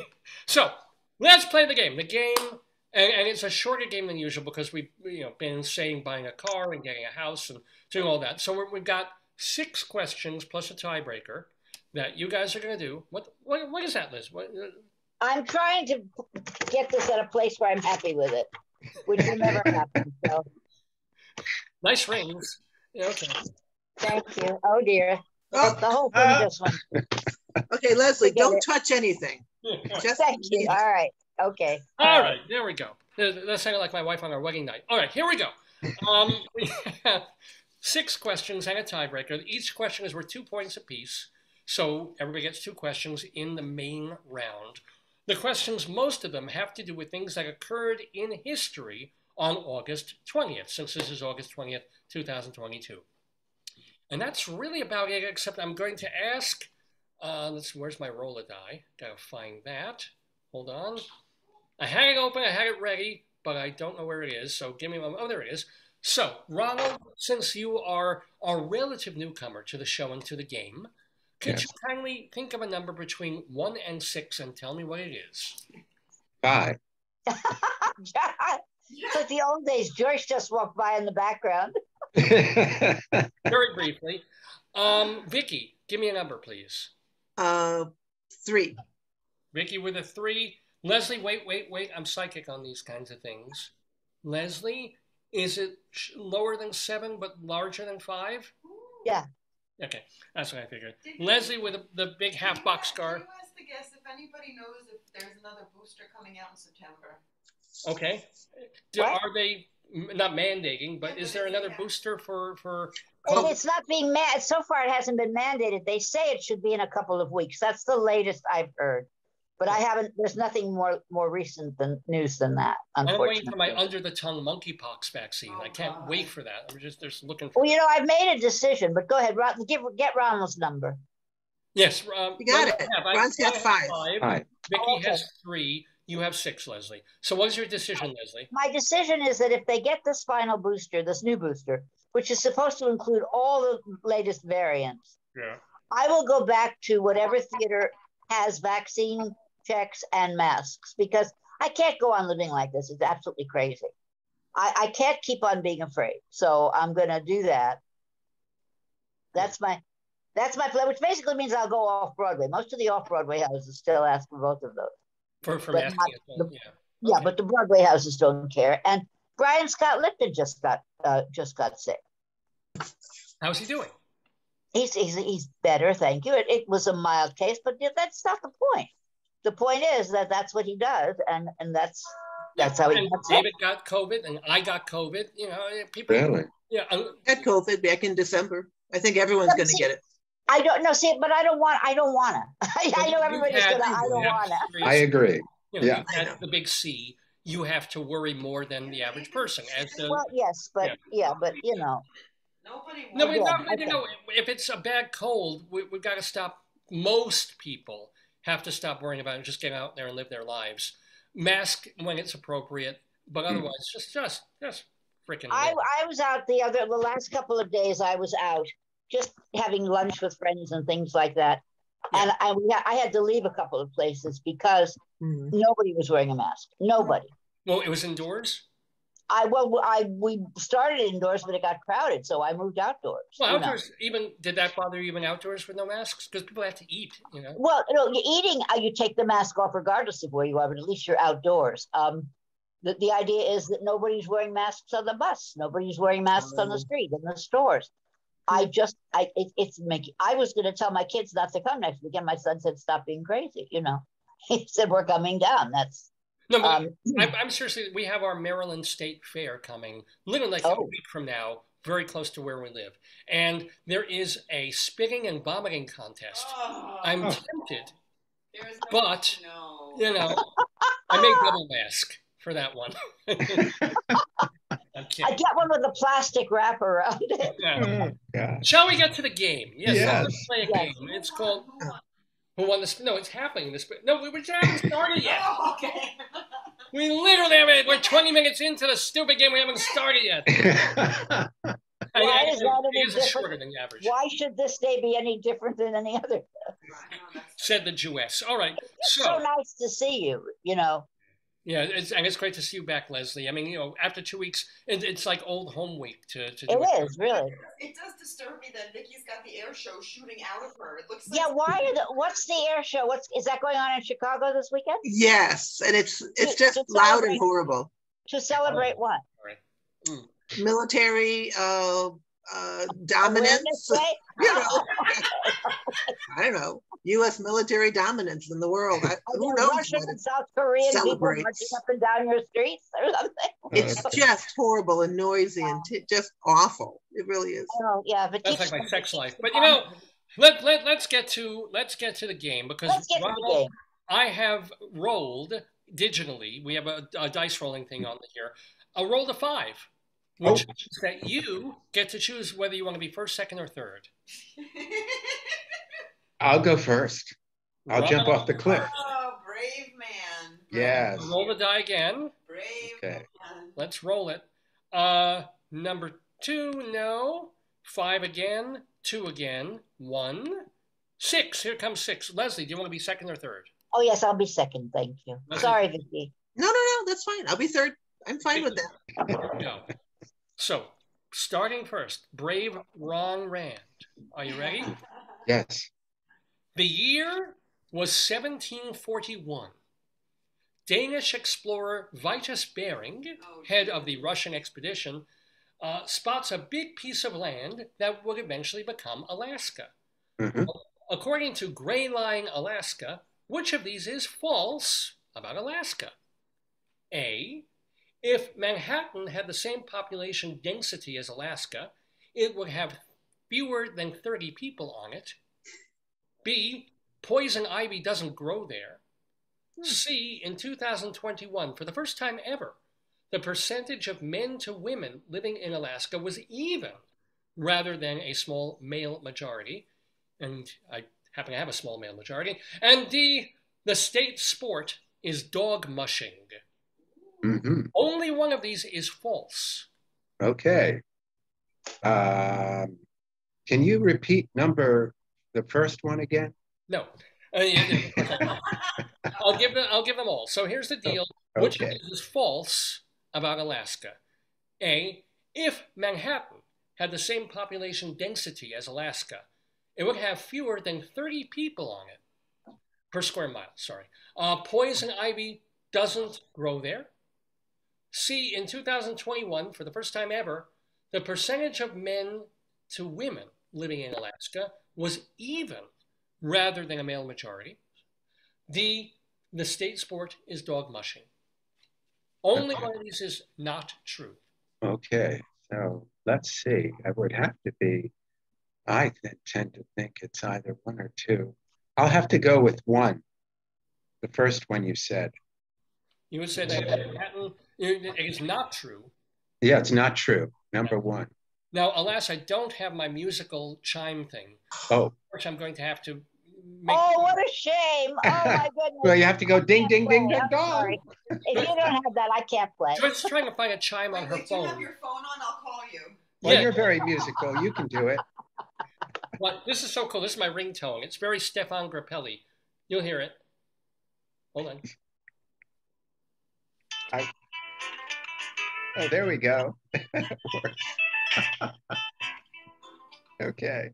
Well, by the way, you're wrong. So, so it is true that Alaska is really sparsely populated. So if Manhattan had the same density as Alaska, there'd be like 30 people in New York City. Amazingly enough. Whoa. Weird. Hard to believe. That's hard to believe. Okay. I think I saw that movie. It was a post-apocalyptic movie where they That's very strange. Okay. So I'm going to roll the die again. And the die is coming up. No, 4 is not a thing.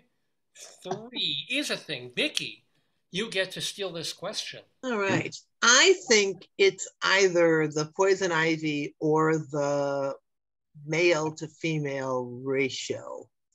And part of me thinks it's the poison ivy. The poison ivy doesn't grow there.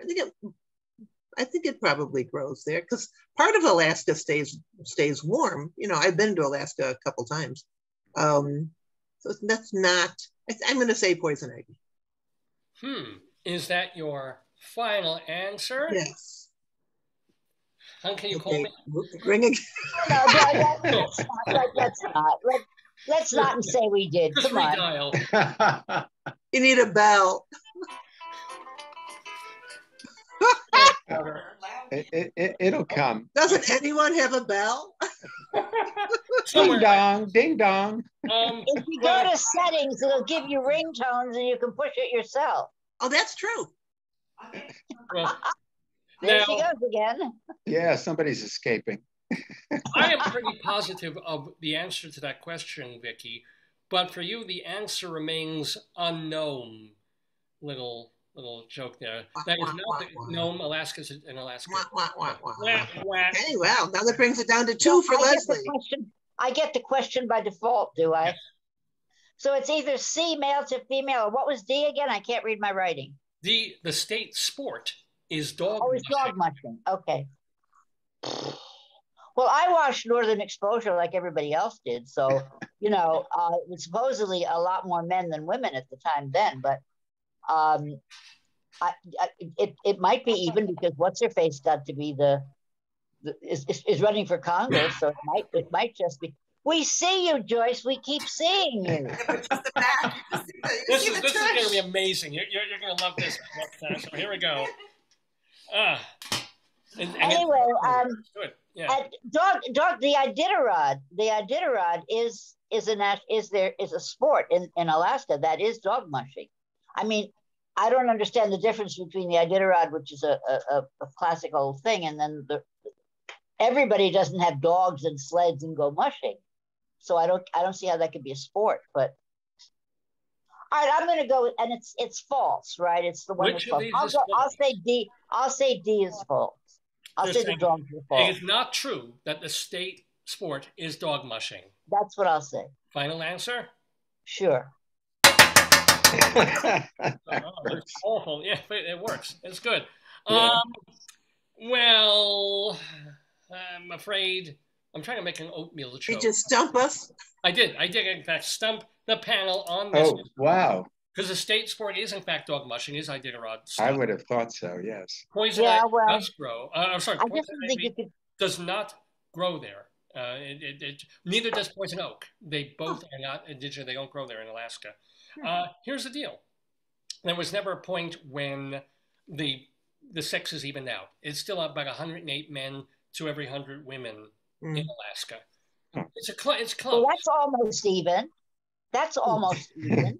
Almost even, but not even. You add thousands to it. And it's also a little skewed because men tend to cluster in certain areas of Alaska. In other places, it's much more. Anyway. Where did you say that was? Wait, where the clusters are? Oh, gosh. Okay. Here we go. Hey, if dinosaurs lived in the dinosaur age and Pleistocene lived in the Pleistocene age, where do Alaskan men live?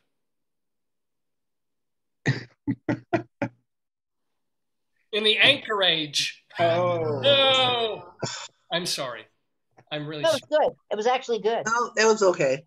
It works. It's clean, at least. It was clean. Yes. Joyce has been reading me every day. She checks Twitter, and there's a pun thing that's not from there, but it is inspired, or I don't know if inspired. On a day, eh? All right. We have still a tie game. We do. Everybody's game now. Yeah, it's a 0-0-0. It's a zero-sum game. Zero-sum game so far. But Leslie, this question goes to you if you get it right. Goes to me. Okay.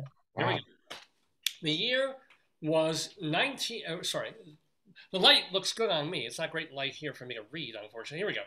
1866 was the year. Wow. War is over if you want it. That's what Andrew Johnson said today as the Civil War officially came to an end. But which of these is false about things that happened in the Civil War? Oh. Okay, Leslie, here we go. Here we go. A. 100 years after he asked for amnesty, General Robert E. Lee's application was finally reviewed and then rejected by the Nixon administration. B. When Clara Barton was treating a wounded soldier, a bullet whizzed through her sleeve and killed him. C. Wow. Sir Henry Morton Stanley of Stanley and Livingstone fame fought on both the Yankee and Confederate sides of the Civil War.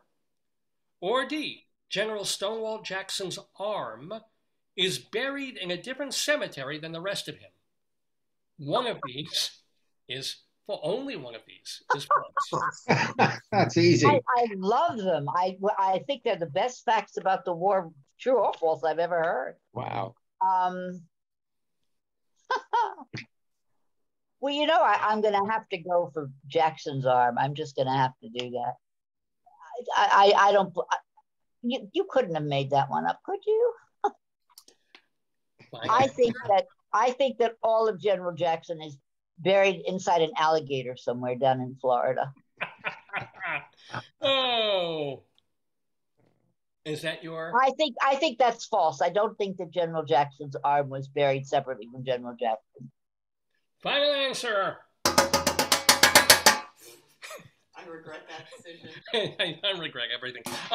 So, Leslie, you kind of went out on a limb there with the General Jackson answer. Okay, the limb. Guess what? His arm was shot off, and it is true. What happened was his doctor didn't want to throw his amputated limb in with other amputated limbs of regular soldiers, so he kind of preserved it, saved it, and they buried it in a ceremony in a nearby cemetery. Yeah. So, yeah, it's I knew that. him. I remember reading that. Yeah. We have a. Well, I guess I didn't get your magazines last night. No, it's a 6. Ow. It's a 3. Vicki. Oh, You have okay. an opportunity Nope. here. All right, now read them again because I got a call in and I had to tell him I can't talk. Oh, yeah. So here are the things about The Civil War. False. Yeah. One is About false. stuff that happened in the Civil War. A, Right. 100 years after he asked for amnesty, General Robert E. Lee's application was finally reviewed and then rejected by the Nixon administration. Oh. B, when Clara Barton was treating a wounded soldier, a bullet whizzed through her sleeve and killed him. Or C, Sir Henry Morton Stanley of Stanley and Livingstone fame fought on both the Yankee and Confederate sides of the Civil War. Oh man. Wow. That's They're all easy. so good. They're all so good. This would have to be a total wild guess. I'm going to say Robert E. Lee is false. Any particular reason you're choosing that one? Before I... I would think that they would give him. The eeny, meeny, miny, mo theory is what it is. Very, very used a lot these days. Well, and now I can't think of a pun. I'm sorry. It's something about granting you amnesty or Amnesty International or Lee something. Well, no, you know what? You answered that question brilliantly because you get the points. You get 2 points for the point. You're on the board. Wow. Woo. Okay. Your tray, honey. Bang your So here's the Here's the reason. I thought Nixon probably needed as much positive press as he could get. So But check this out. But again, this was another time. But Robert E. Lee was pardoned by, of all people, Gerald Ford, who's into pardoning people, of course. And Ford wrote, quote, remember, it's not 2015, and it's back in the 70s, 70s, 80s. General Lee's character has been an example to succeeding generations, making the restoration of his citizenship an event in which every American can take pride. Yeah. Somehow you think black people were like, well, maybe But not. when I was teaching, and we had these books that had to be used both above and below the Mason-Dixon line, you had 8 pages on General Lee, 1 page on Lincoln, and a picture of slaves. That was the Civil War. That's how they taught it. I mean, well, that's how they wanted it taught. That's not how I taught it, but that's how they wanted it taught back then. So General Lee was a hero in the textbooks long before he was pardoned. And now he's like as evil as the rest of all the Confederate Well, generals. I mean, the point was that he was a man of honor insofar as he understood honor. He was, he was a rebel. What's the word? What are they calling the people who stormed the patriot. Idiots? No, not a patriot. The people who stormed the White House, the Capitol. Criminals. He was an insurrectionist. They did secede from the Union. What did she say? Vicky's trying so hard. She's dipping in the insulting words there. No. I was just trying to think of it. But the point is that he was an insurrectionist, and he did go against everything that was written in the Constitution. And yeah, that's more than the slave thing. It was all of that. By the way, I thought you wait. Let me just. I also love that his estate became Arlington National Cemetery. I didn't know. Yeah. That. Wow. Okay. See, yeah. I learned some trivia today. This is cool. But did you know that that Stanley, what's his name, Henry Morton Stanley? I didn't know that he fought on both sides. That's interesting. He was drafted as a Confederate, then captured and forced to fight for the Yanks. Wow. Yeah. Okay. Oh, interesting. Yeah, he survived. Did he survive the Civil War? Oh, sure. He went on then to do the Stanley and Livingston. Oh, you mean he went to Africa after he? Yeah. Livingston, I presume. Yeah, wow. You presume correctly. Then he started a podcast. Yeah. Here's the deal. We have Vicki on the board with 2 points. On the board with 2. Anybody's game on Dave's Gone By, playing the Today, Yesterday quiz. And now we, though, give another question to Vicki.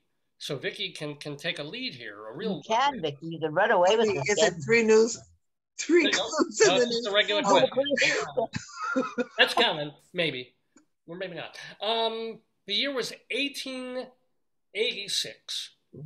Debuting at the Second Salon in Paris today is a little painting by Georges Seurat called A Sunday Afternoon on the Island of La Grande Jatte. Is it Jatte or Jatte? Jatte. In his look at putting it together, how Stephen Sondheim and I created Sunday in the Park with George, James Lapine offers up some juicy stories about that Broadway show's creation.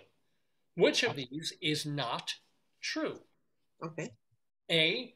During off-Broadway previews, Mandy Patinkin quit and ran out of the theater only to be chased down and talked back in by Lapine. B. Finishing the Hat was originally a duet for George and Dot, where they connect over his artistic passion, but Sondheim moved Dot's admiration into her opening song and then revised Hat into a solo for George. C. At the show's cast party, Mandy Patinkin suggested bit player Kelsey Grammer contact his friend in the business, which eventually got Grammer cast in Cheers. Or D. Before it was called We Do Not Belong Together, an early version of the song was called Nowhere to Go. Oh. One of these is not true. Not true. Man. I'll say the last one. The name of the song. That We Do Not Belong Together was never called Nowhere to Go. Final answer? Sure.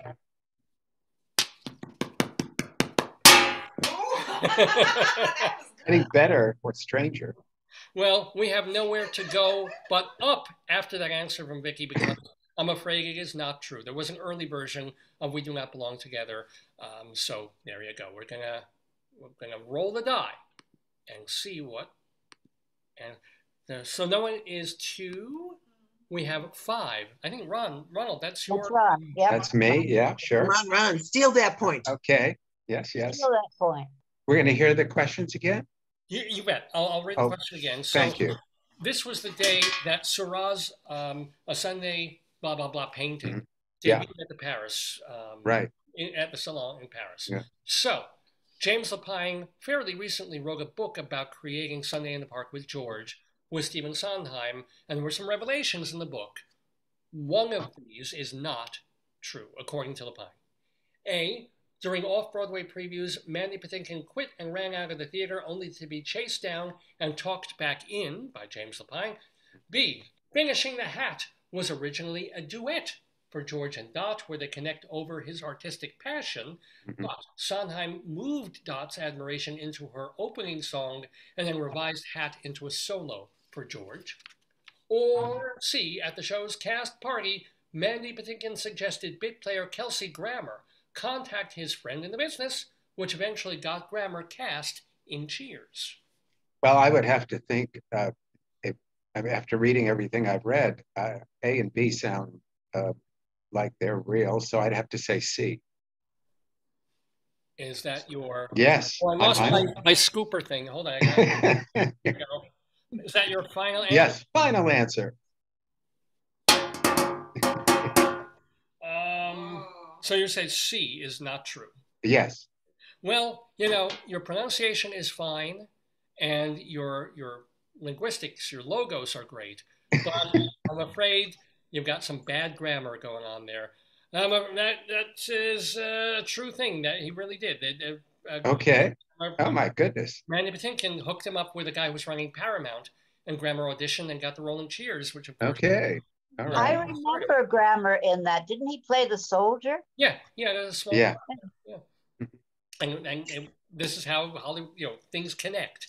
This is how things get put together, quite literally. Wow. Leslie. So it's my turn. It is.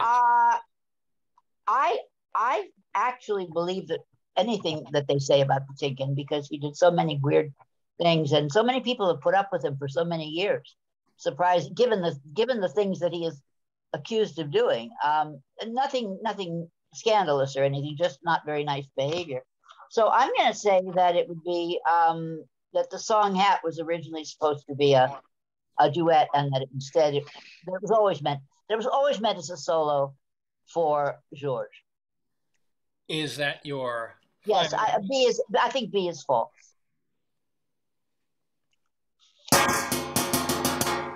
Well,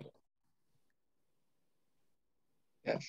I tip my hat to you, yes. Leslie Hoban Blake. Well done. That is the incorrect answer. It was always meant as a solo. Hat was written, and actually it was written 3 weeks into off-Broadway previews at Playwrights Horizons to make George more likable. Sondheim overheard somebody saying, "What? This guy's obnoxious. Why the hell would she care about him? Why would anybody care about him?" So Sondheim wrote finishing that to explain why he is the way he is. Somebody has to write a song for Patinkin to do the same thing. Anyway, I have no beef with Patinkin. I don't know the man. I adore his work. I have heard all these stories. It's one of the most famous, yeah. All I was going to say was that my sister wears that cap. She wore it all through the pandemic. The one that says hat on the front, and at the back it says but it just says hat. In other words, that's the hat that they're finishing. So one they sold, it was the merch from and it's the favorite possession in the whole world is the hat that was finished. No, but for people who are in the know on this program, they know that one of the most famous interviews that was ever on Dave's Gone By was Rabbi Saul Solomon and Mandy Patinkin, where Yes, Leslie. And Rabbi Saul introduces Mandy, in a joking kind of fun fashion, and for about 30 seconds. This is back when the show was on radio, and we only had an hour. So then Rabbi Saul does a quick introduction, and Mandy says, "I don't think I want to do this. Bye," and hangs up. No, live on terrestrial. No. Oh. Yeah, and so the whole rest of the interview is Rabbi Saul saying horrible things about Mandy Patinkin. It's classic. It's just great.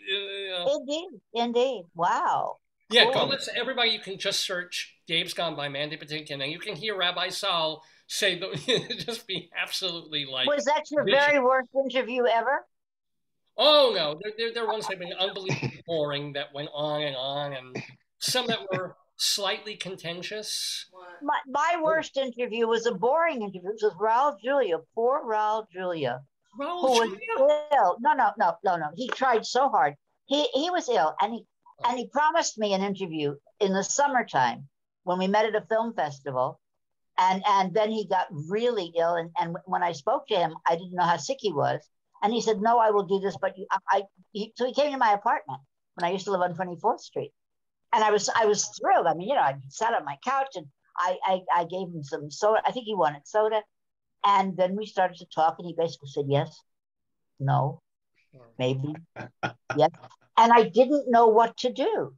So, he stayed for 20 minutes, and I saw him looking at his watch. I said, "You must have somewhere to go," and I let him leave. And I never wrote the article because it would have been.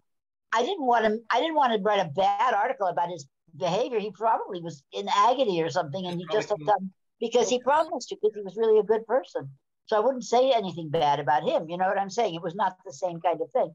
He went way out of his way to actually fulfill an obligation. Yeah, no. But you see, as actors, the yes and the no have a whole volume connected to them. And well, you just have what I to tried dig to into what I those tried yeses to dig. and those no's. I know, but darling, you and I both know. I mean, when I'm sorry, I didn't mean the darling. I did. I don't mean. Oh God, it's loaded. But the thing was that no matter how I probed, that was what I would get. No matter how I went in, and the only thing I could do is like one of those. Yeah. You know, Mandy Patinkin sat on my couch and wouldn't talk to me. I can't do that. You know, I wouldn't have done something like that. And I felt so bad. I would. There she went. She went right back. Yeah.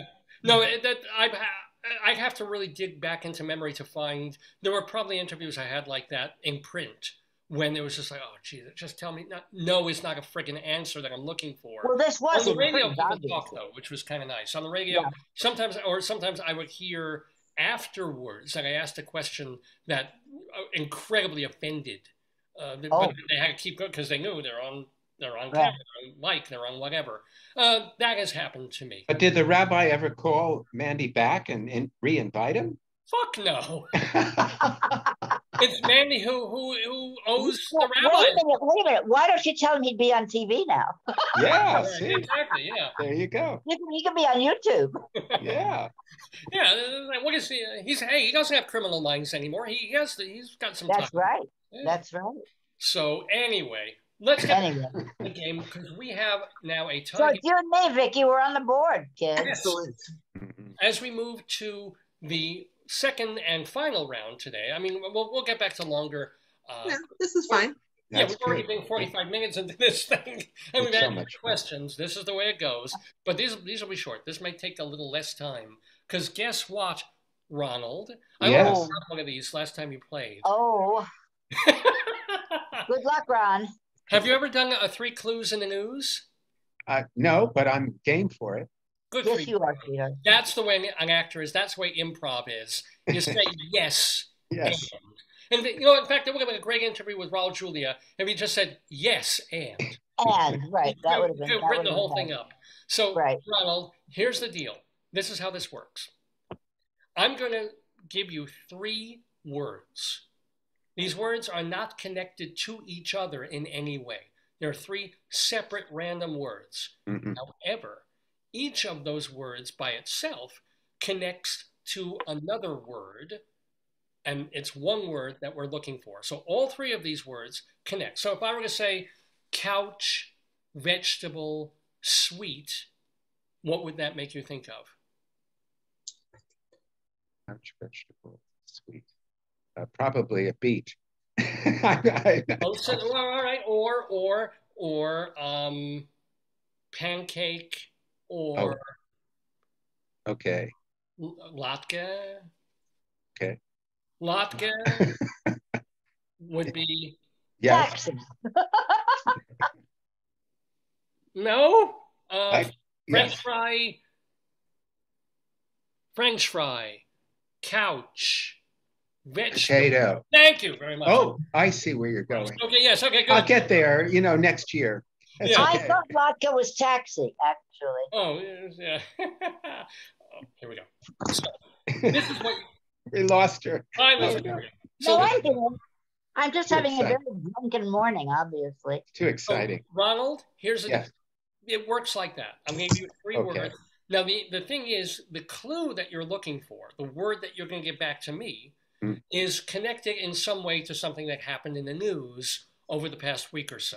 So that's kind of a clue-ish thing too. Sure. Ready? Yeah, I can see you're ready. Here we go.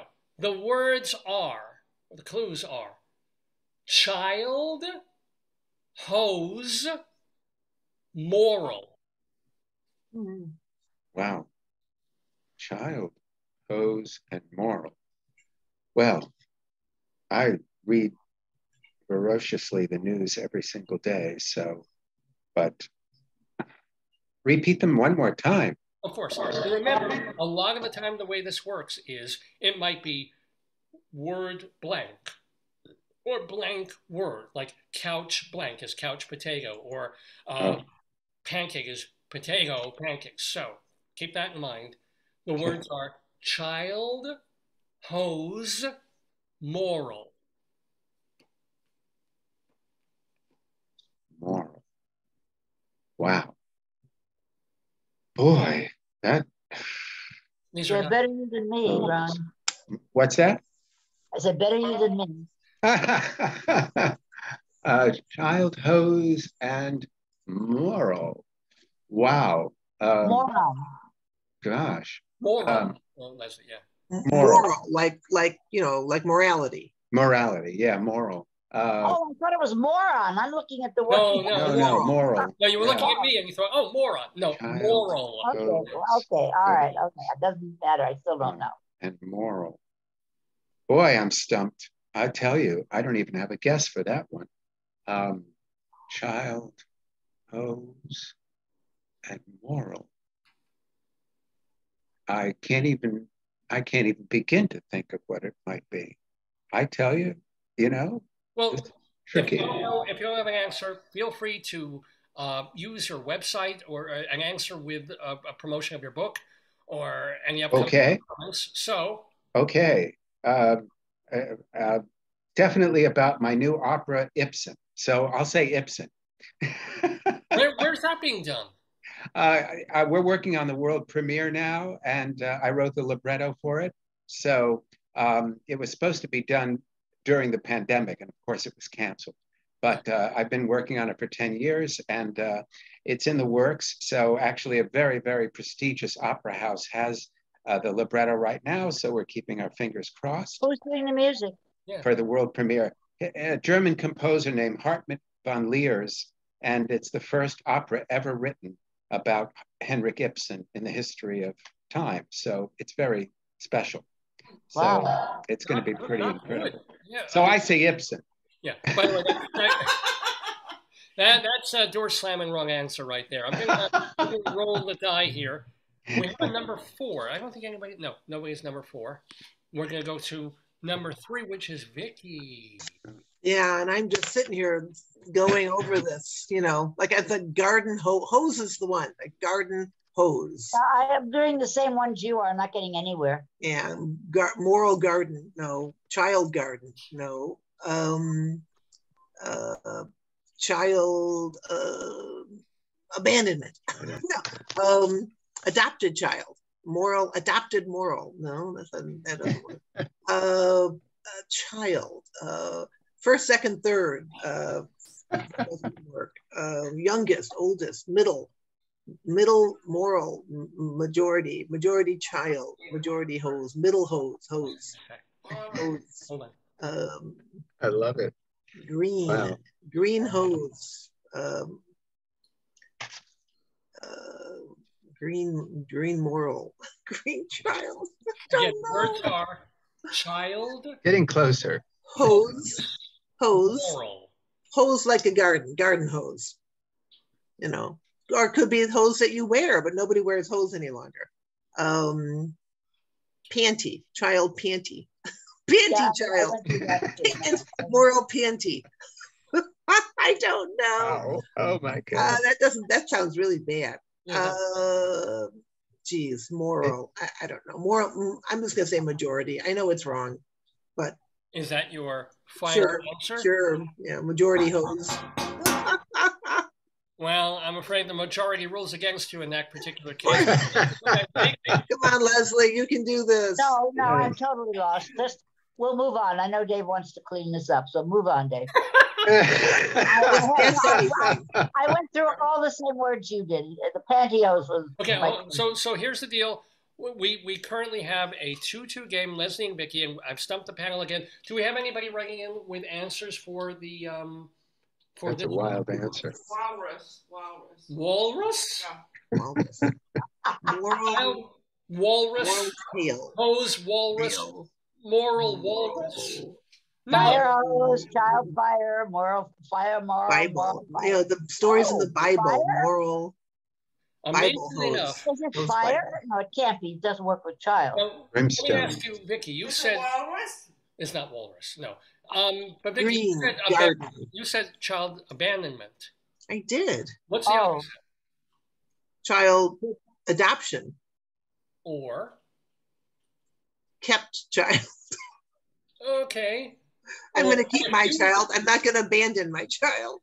Well, yeah, but what if you leave, but, you know, you're still obligated?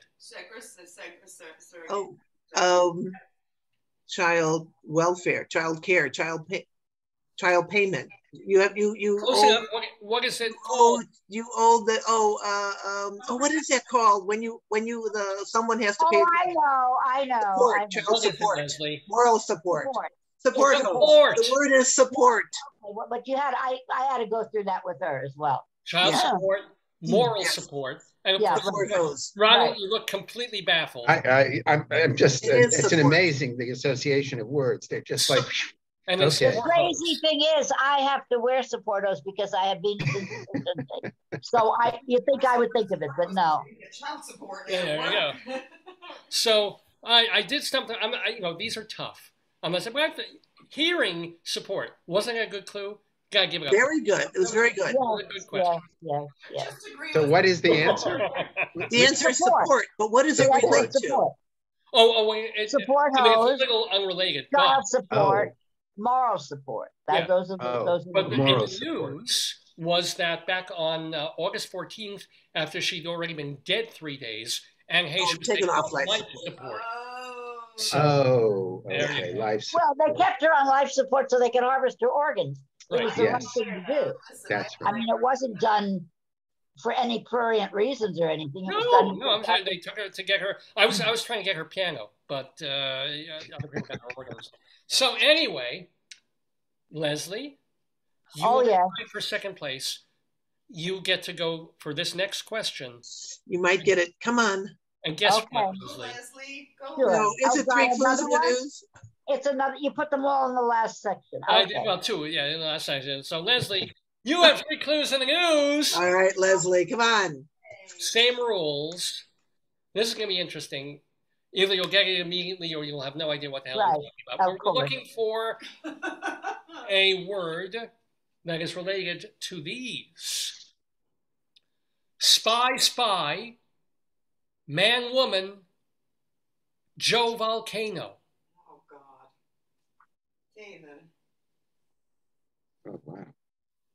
Okay. A word goes with these? A single word goes with all 3 of these things. All 3 of these. Wow. Spy, spy, man, woman, Joe Volcano.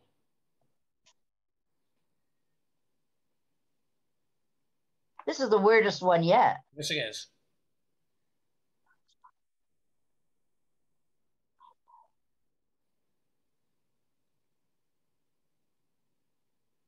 I think they're all movie titles, but other than that, I don't know. I know.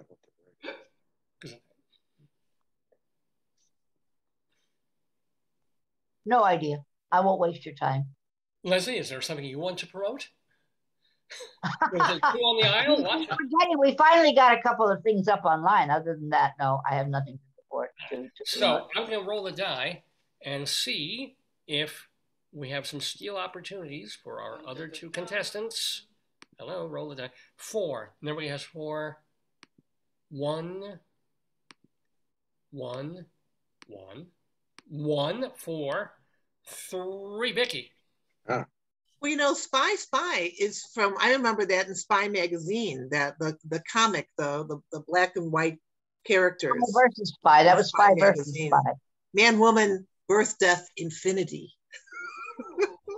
Oh, do you know what that's from, Dave? Man, woman, infinity? Man, woman, birth, death, infinity. Oh. What is that? Leslie, do you know what that's from? Yeah, it was the opening. It was some sort of thing on a TV show, I think, but I don't remember. It was the opening to one of the medical programs in the 1960s. not Dr. Kildare. Ben ER, Casey. maybe? It was ER? the opening to Ben Casey. They had Oh, man, wow. woman, I birth, did death. watch Ben How old do Casey. you think I am, Vicki? And then Infinity. I did watch. You can see that on TV right now. You can find them on YouTube. Anything. And Joe Volcano. I'm going to say comic because I think they're all from comic books. Spy, spy, man, woman. I'm just going to say comic book. Final answer? Sure. Well, it may be comic, but nobody's laughing. That is not the correct answer. I think I know. Okay. I think it's verses. Or verse. Your final answer, Ronald? Joe, verses or verse. Yeah, it's one of those. Verses. Okay. Verses. Final It's like answer? you said, man versus. Say yes. Yeah, verses. Yes, it is. Please say yes. It's your final Say answer. yes. Final answer. Say it. And Leslie, you gave it away. You said it. You friggin' said it. Yeah. That's in the middle of the two words. You never gave us one of those before. Spy versus spy. Well, it doesn't. It's good though. Man versus woman. Spy versus Spy, which was from I got it. Spy magazine. It was Volcano. that magazine. It's very good. Ron, very good for thinking outside the box. Yeah. Very And good. Joe And I versus actually worked on the Volcano. movie with Tom I never- Hanks. Right. I had a did you? part in Oh, Joe wow. versus the Volcano. So I did? I never did, realized yes. That you could do that. You could put the word in between two words. Now Okay. it's a three-way tie. We have a throuple, ladies and gentlemen. But out of all the movies I could have picked, out of all the words, Ronald, I picked a movie that you were in. What that did I you actually play? worked on with Tom. Right. Yes. We shot at the yes. Pierre Hotel. It was great. Yeah. Nice. Do Very you have nice. an anecdote, a story about the movie, or Well, I actually spent about 35 minutes talking with Tom all about his life up to that point when he was doing Shakespeare out in the open in the wilds of the Wild West. And you know, he had broken through a splash, but here, you know, John Patrick Shanley had written this very bizarre film. So he was trying to cope with it. But he met Rita on the film, so there you go. So there's a good thing. Yeah, but we had a great time talking together, and then we shot the scene, and it was fun actually. So yeah, it's amazing. Did you put anything you talked to him about in any of the Soul of a Nation things? Or No, anything? not in the Soul of the American Actor, because I didn't really sit down to do an interview with him. We just really talked about acting. Gotcha. So I didn't want to impose upon him, you know, since we were working on the set. Usually when I've done a lot of interviews and I've worked with a lot of people like Jerry Orbach or whatever, I'm working on shows, usually the interview is after, you know. Is Jason Orbach, who's playing who's the understudy for the baker, is that Jerry's other son? I think it is. Jason Orbach. I know one of his sons is Tony Orbach. Mm-hmm. But I meant to look it up, and I didn't. I thought you might. This know. is a trivia question for you, Dave. I'm gonna look it up when we finish talking. I meant to look it up. I'm looking it up right now. Oh, okay. Vicki. Jerry Orbach had two sons. One was Tony. I don't know. The other one might have been Jason. Right. Okay. So here's the deal, though. We have a three-way tie. And by the way, we know why versus was sorry. That's the word, because... Yes, because of Salman Rushdie, of course. Okay, of course.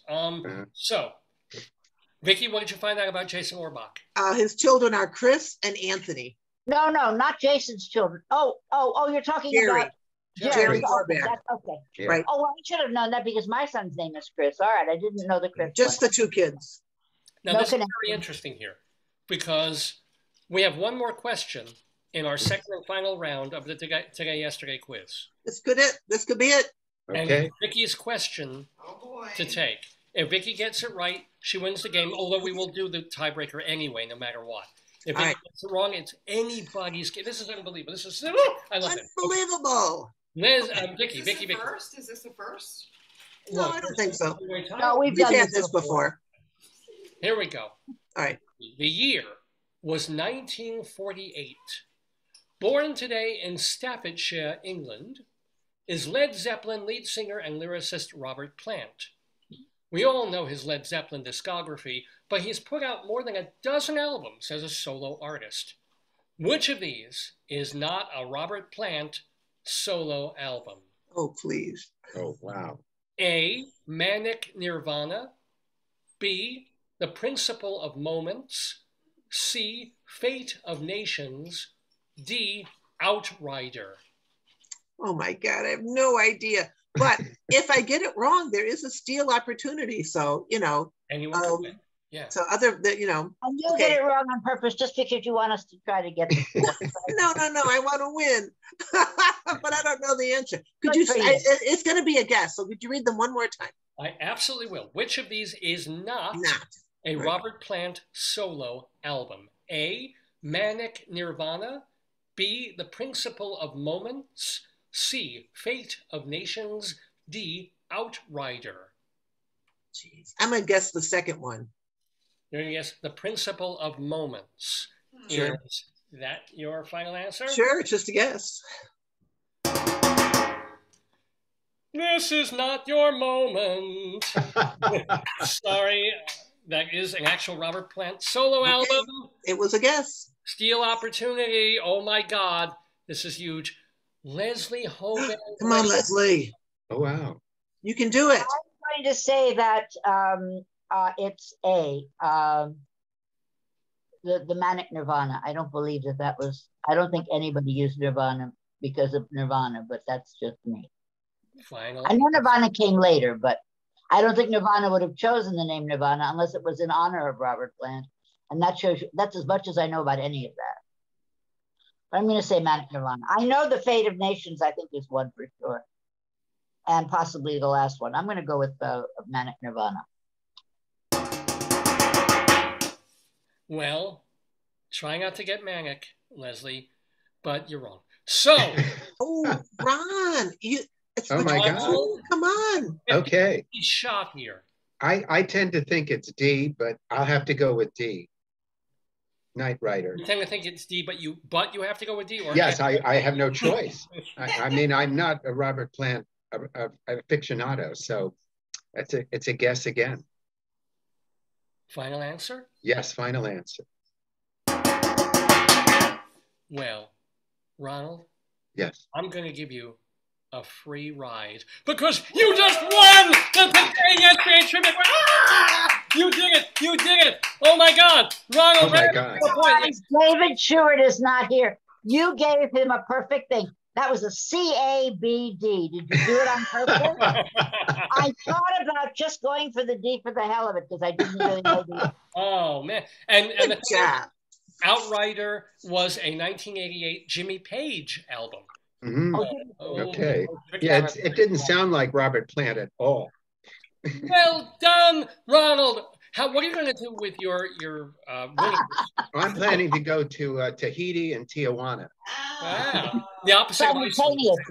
Simultaneously, which absolutely. Is so are you guys ready also, though, to play to finish the game? Ronald's got a pen and a piece of paper because we'll need, or something to write on and write with. Sure. Well, doesn't matter, just something. Here, Ron, I have one right here. Go ahead, take it. Yeah, here. We can cut this in half. Go ahead. Oh, by the way, congratulations, Ron. So here's the deal. Excellent, Ron. Even though Ron has already won the game. Ron, did you win the last time you played also? No, I don't think so. This is the first. Wow. Wow, against you, I'm in awe. And also, do you mind being called Ron? I know I've been saying that. No, Ronald is fine. Ronald's fine. Okay. Yeah. So here's the deal. Unlike the other questions, this is not multiple choice or anything else. This is just a trivia quiz question where you write down the answer instead of saying it, because all of you will hold up the answer to the camera when I give a countdown of 3. Oh, so okay. That way everybody gets to answer at the same time. Sure. And it's just for funsies. Whether you get this right or wrong, Ronald, you won. So here we go. Do you mind my calling you Ron, Ronald? I don't mind at all. You can call me late for dinner. I'll still come. Oh, here we go. The year was 1942. Born today in Covington, Tennessee, is this hot-buttered soul man who co-wrote the song Soul Man and spent many of his albums doing very lengthy cover versions of Bacharach David tunes. Who is the chef of these musical concoctions? Wow.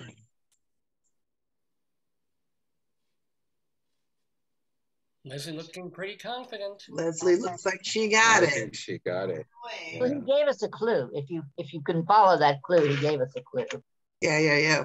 The chef of these concoctions.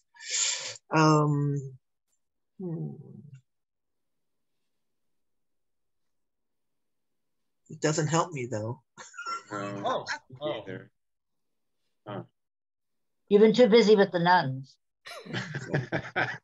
And the scantily clad coming up on stage. Man, oh man. Yes. Okay. Okay. Well, I don't know. And I'll guess. And now I can't get the damn song out of my head. Yeah, see, she knows. She knows. I just said, I didn't give a clue. I said I can't get the song out of my head. So.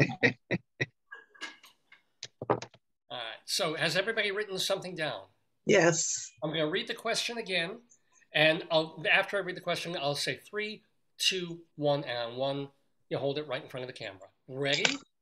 The year was 1942. Born today in Covington, Tennessee, is this hot-buttered soul man who co-wrote the song Soul Man and spent many of his albums doing very lengthy cover versions of Bacharach David tunes.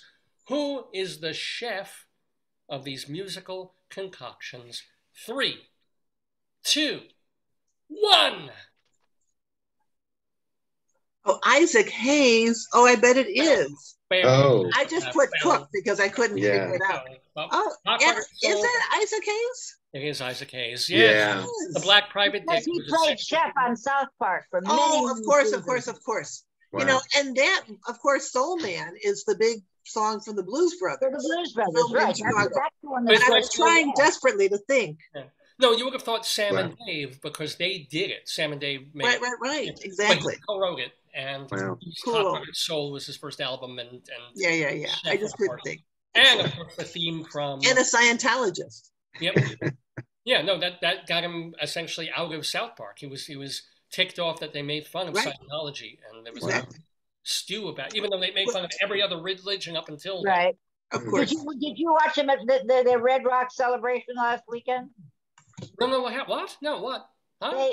They did a 2.5-hour 25th anniversary celebration with songs and singing with Primus and Cream, Primus and Corn. Do you have on demand on your television set? Probably, but not. We have Netflix. That's all. Yeah.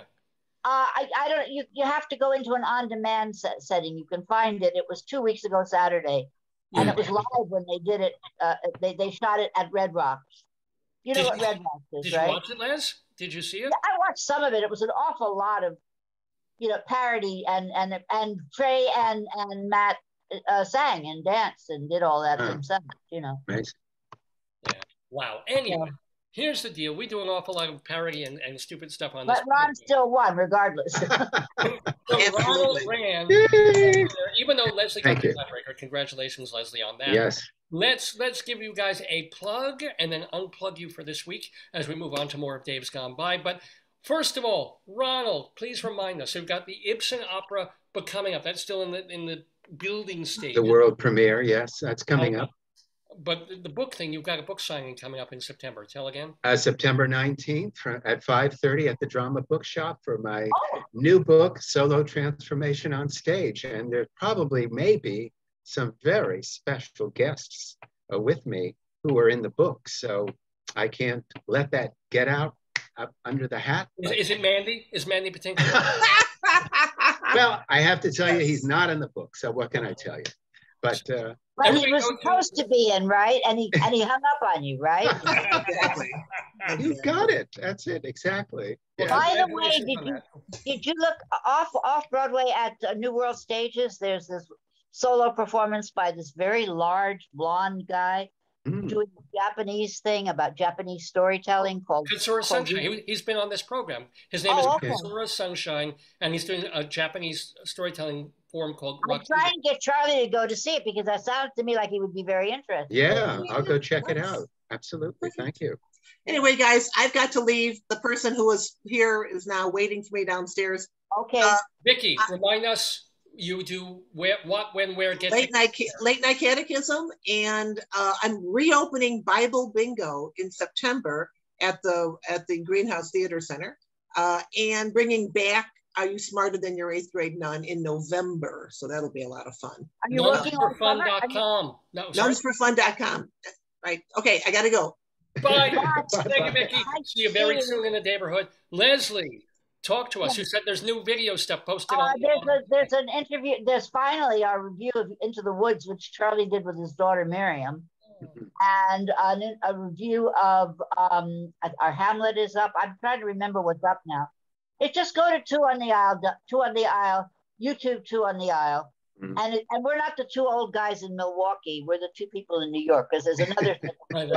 You can't copyright a title. Put my name in, put Leslie Hoban Blake in, and then you'll get the right 2 on the Aisle. Leslie Hoban Blake in 2 on the Aisle with our friend Charlie Gross and our wonderful friend Ronald Rand. And our winning, brilliant friend Ronald Rand, who won the quiz. Thank you, both of you. We hope to see you both very soon in the neighborhood on Dave's Gone By. I need information about Maryland, you know. Okay. I will let you know. Give Joyce my love. I am. She's kissing back. Bye-bye, guys. See you real soon. Much love. Bye. Take care. Oh, today's World Mosquito Day. You didn't Someone said it was World Potato Day. You're saying it's World Mosquito Day? Yeah, World Health Organization, World Mosquito Day. Wow. Gosh. Who knew? That kind of sucks. See, I there's a also mosquito went joke. down and made you tuna fish salad for lunch. Oh, thank you ever so much. My wife is being very wifely today. She made me tea. I was hungry, and so I was going to make, because I think we'll go for furniture shopping Dumani. Why not? Because we're going to places where these people are in church on Sundays. They won't be open. It's open. 11, Which? Yeah. Really? Yeah. Oh, okay, great. Really? Yeah. Which one? Oh, we'll talk after. Oh, yeah, no, I thought we were going to the Amish people. Oh, no, I know. Well, we'll see. Anyway, internal house stuff that Joyce and I are talking about. It's already 11:30 in the morning. I've done nothing. Well, we had the quiz, right? Yeah. And then we talked, and I wanted to talk more and more, but we still have 2 regular segments to do on this episode of Dave's Gone By. Our 861st. Well, we'll go till at least noon, as we do. But don't forget, we're no longer in Colorado, but for a bunch of years we lived in Greeley, Colorado. That's true. And they have a newspaper there that look at this. I've preserved it. It managed to make it all the way to Maryland. It is called the Greeley Tribune. The only remnants of the Greeley Tribune I still have. All the ways a tree can kill you. This classic headline. This is a real newspaper, by the way. I show this every time. I can never get enough. Whoever did this was an absolute genius. But it is a real newspaper of local news in Colorado, some national news as well. But they also have a real sense of, obviously, a real sense of humor at the paper. And there are 2 columns that they put in the newspaper every single week. One of them has to do with things that, for people who call the police department to report strange things happening in their neighborhood. But not life-threatening. These are just sometimes internally strange. And these aren't the ones that actually make the papers and are serious news stories in the hospital. No, this is more like something weird is going on. There's a butterfly on my front porch that's giving me the evil eye. And they call the cops about this. They do this several times a day. The Greeley Tribune picks the best one, and we pick the best of the best to share with you. We also have, there's a column that they do called 100 Years Ago, where Mike Peters goes through the newspapers. Is it still new? I believe it is. It's still his byline from 1922 and finds weird things that happened or stuff that was in the papers back then that we look at 100 years later and go, oh, weren't the times quaint back then? And so let's get acquainted with this segment that we've been doing for quite a few years now and having a great, even though we haven't been in Colorado for a very long time, and we're not even in New York anymore, still, let's go and do some Greeley crimes in old times.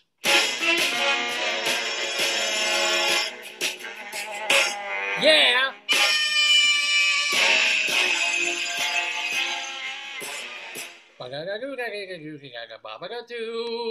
Fiddly-oat indeed we. Yes, Greeley crimes in old times every week here on. So we don't have. I've got some noise making to do. We're going to be rather sound effect-less on this episode, but it's okay. We still have the comedy for you. Are you ready, babe? Are you ready for some crime? I think so. I believe you are. Here we go. A caller. You remember, these are people calling the police. That's good. I got it. A caller near 9th Avenue said a man was urinating on vehicles located on the side of the road. What I don't get is, how much did he drink that he was urinating on vehicles? But David, I believe he was just at Woodstock and he needed a potty. No, but think about it. It's one thing, oh God, I have to pee, let me get behind the car and do it. It's quite another to find the car, be in the middle like, I don't want to pee by a Toyota RAV. I think I want to pee near a Volvo. And you move over to the Volvo, and it's like, well, this is okay, but I wonder what it's like to pee near. Is it like it's the Three Bears? Or what's the one? This car is too small. This car is in the sun, so if I put my hand down while I'm doing this, it's going to burn my hand. And let me move on to the next car. Anyway, so these are things that actually people really did call the police department about. A caller on 12th Street reported a neighbor's fire alarm was going off for 15 minutes because she was cutting old magazines over the stove. So there's some stuff to unpack here. Yeah. So, okay. I mean, recycling is wonderful, but why is she cutting them over the stove? Of all places. Like, and is the stove on? Are you cooking? Yeah. Maybe she's cooking. She's multitasking. I guess. I don't know. Not bueno. Yeah. A caller on 11th Avenue said... Ring, ring, ring, ring, ring. Hello, 11th Avenue. Wait. Oh, wait. Oh, yeah, you can... Yeah, do it. Hold on. I need a minute. And I'm going to get this thing finally out of my nose. Hold on. There we go. Thank you. Wait, is that someone calling the police department? They have an interesting ringtone at the police department. It's weird. You'd be surprised. I hate to say it, but it sounds a lot like yours. Oh, here we go. Is it you calling the police? They're on my speed dial. A caller on 11th Avenue said a man took off his shirt and started cussing at everyone in a fast casual Mexican restaurant. Oh, Chipotle? Actually, probably could have been. But I just love the idea that in this description is a while they were calling. I like that. Where were you calling from? Oh, it's a fast casual Mexican restaurant, and there's a guy cursing. We have a special. You can buy one burrito, get one half off. Oh, and a guy cursing nearby. Yes. Maybe they told him to put down the chalupa, and he got mad. That's weird that they would say that. This would be so specific. Yeah. Now remember, who are the police calling? I'm sorry. Who They're calling the police. Who are the people? It's almost 3 hours now. I started to get punchy. Who are the people calling? I don't know. They're calling the cops. Remember, these are people who are calling maybe 911 or maybe just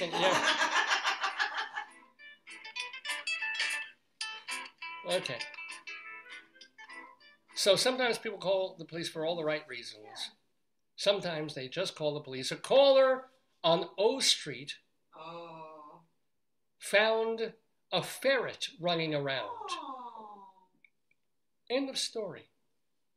They see a ferret and they call the cops. That's enough said, yeah.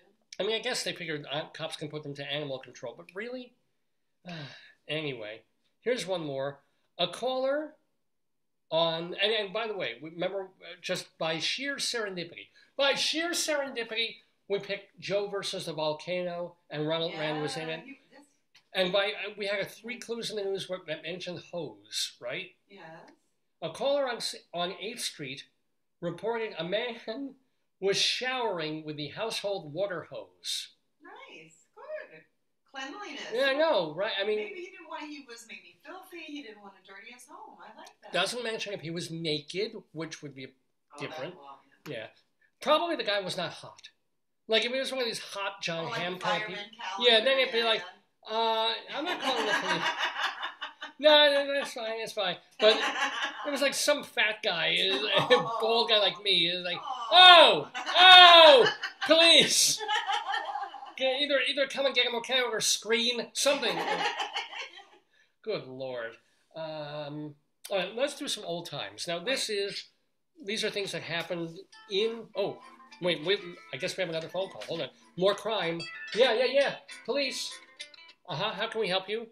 So this is a caller on 8th Street reporting a man, oh no, I'm sorry. This is a caller on 11th Avenue who said people in, quote, an ugly blue-green van were stealing flowers from the supermarket and doing meth in the parking lot. That's one heck of an excursion. That's an afternoon. And how do they know all this? Like, this is what I don't get. Yeah. How closely are you watching people to follow this? Yeah, I mean, seeing people steal flowers from a supermarket, I guess you could see that. It's like these people, we literally were in a place now where I guess it's Maryland, I guess it's all over the place, where we were in a Dwayne Reed, and they lock up the detergent. They lock up like the Tide or it was something that people make drug stuff with that you would never imagine, and that all over New York and all over these places, they have to lock it up because everybody's shoplifting this stuff that they make meth or drugs with, beyond belief. So, but in this particular case, they're stealing flowers and then going and doing meth. I have no. You sure it's not ecstasy? We watched on the show of the Woodstock that the ecstasy makes people feel loving. Maybe it was ecstasy. Maybe it was ecstasy. Yeah. How? Again, as you said, I can see people. Okay, they're walking out the door. They can go to the cash register. How do you know that they're going into the car and they're doing meth? That's a lot of snooping. Yeah. All right, let's do some old timey things. This is from 100 years ago in the newspaper in northern Colorado. Okay, if I can just find the page that it's on. What's old time stuff? This is old timey stuff. Oh my God! What? Potato alert? No. Oh no. Fish? Guppy. Oh, chicken. Where's your thing? Wait. Chicken alert! Chicken alert. Which just means that we have a story that involves chickens. I'm going to put a picture of a chicken. From 1922, 2 local teenage boys were sentenced to the reformatory in Buena Vista this week due to a theft. The boys stole a raincoat from the office of a college professor. They hid it in a chicken coop on the State Teachers College campus. That's horrible. The boys were caught and arrested, if you can imagine. I don't know what age teens they were. Would you arrest underage kids for stealing a coat? I mean, you should, but... Well, years ago, people lived to like 50, so probably those kids were middle-aged. That's true. They're like, you don't got that long to live, we're going to reform you. Now, if you were the professor and the cops came to you and say, oh, here's your coat, but it had been in a chicken coop for a week, would you necessarily... Yeah, it's a close call. I mean, it's a tough one. You don't want people putting your stuff with chicken pieces. Yeah, exactly. Now, Han, this is quite exciting.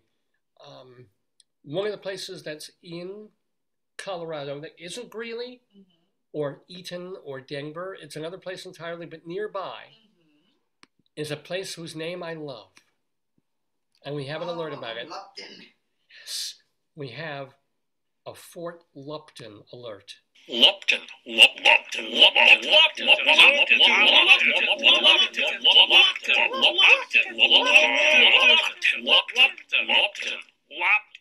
Alert. It's always that last one gets me. Yes, ladies and gentlemen, this just means that one of the stories that was in the paper 100 years ago, and Fort Lupton is still around, by the way, but this is from 100 years ago in Fort Lupton. The South Platte River near Fort Lupton has been designated the driest it has been in 40 years. Officials said the river measured yesterday was less than 8 inches deep. So, I guess no black men are going into it. I don't even know what that means, ladies and gentlemen. Let's just go on from there. We have another old item from 100 years ago. Gordon Wilson, age 18, was out working on his father's farm when he was struck by lightning. Check this out. The bolt hit him on top of his head, burned a hole through his hat, went through half of his body and exited at the waist. Although he was unconscious for a long time, he should be all right. What? That's pretty cool. That like lightning just goes to the top of your head, out your. I wonder if it came out of his pee hole. I wonder if he literally shot lightning out of his dick.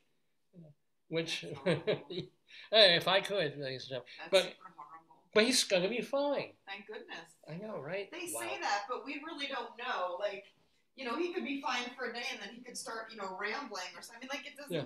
We don't know that that's really true. So I hate to agree to disagree, but I disagree that we don't know. By the way, which rock star was most likely to be struck by lightning? Lightning, thunder, lightning.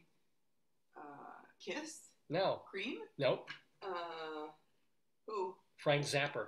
Oh! Just thought of that. That's a good one. That could be part of your. It could. The puns. That's a good one. Thank you. All right, let's go elsewhere. One of the things that we also do on our Greeley Crimes and Old Time segment is sometimes we find a story that isn't from Greeley, Colorado at all. We just go far afield for some odd news. And this time, you pointed this one out to me, ladies and gentlemen. We go to Cali, Colombia, the country. The World Athletics U20 Championships. About a week and a half ago, this happened. An Italian runner in the 400-meter race came in last because his penis kept falling out of his baggy shorts. Oh, man. No bueno. Decathlete Alberto Nonino started off well and even managed to race past two competitors on his last bend. But then he slowed considerably, and spectators noticed him grabbing his crotch up to 6 times as his rivals blew past him. That word was not mine. Nonino took to Instagram to say, quote, "I just want to talk to you about the rumpus on the blogs and social media. It was obviously an accident. You don't need to send me the links to the blogs out there. I'm trying to laugh about it now. But immediately afterwards, I felt it terrible." I guess his mood isn't the only thing on him that swings. Wow. Okay. People have seen it, right? Lots of it's far away, so it's very hard to see. But there's footage on YouTube, and you can kind of see his hand constantly moving down to his crotchal area as he's literally running this dash. It's like a marathon where he can make up time. It's like running, putting the pants over his wang, running, more wang pant looseness.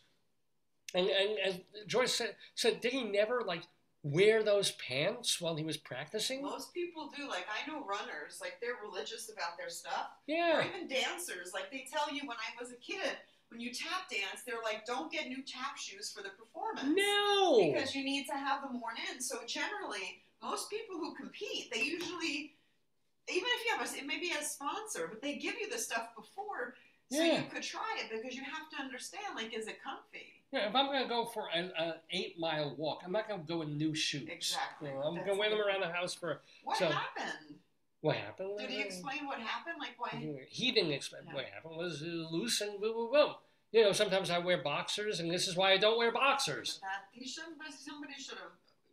And I now remember this after looking this up. By the way, Japanese pole vaulter Hiroki Ogita earned global fame at the 2016 Rio Olympics after his penis appeared to knock off the bar while qualifying.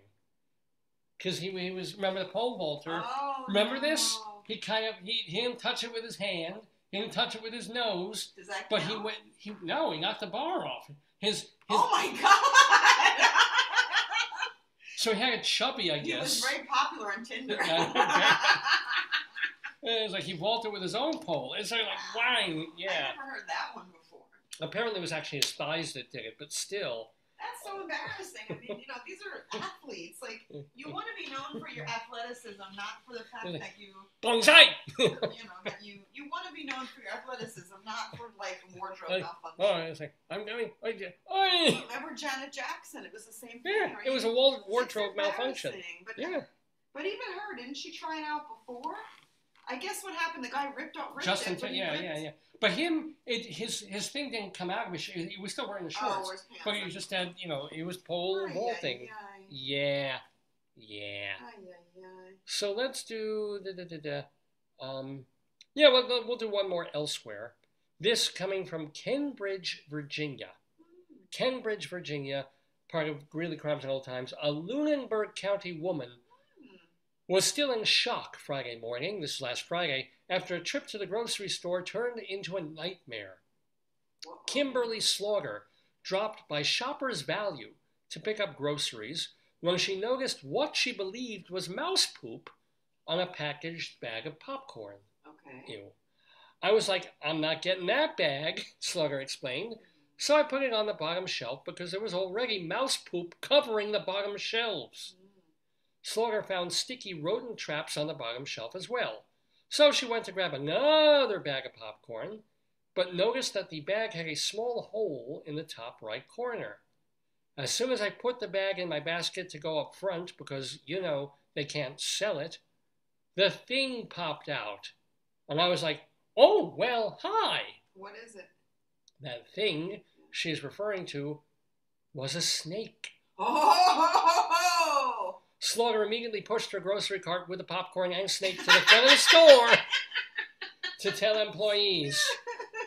They're like, this doesn't ever happen here, they told her, but we don't keep merchandise on the bottom shelf because mice get onto it. While Slaughter was at the front of the store, the snake crawled out of the bag. Oh my God, David. And down the side of the shopping cart before returning to the popcorn bag.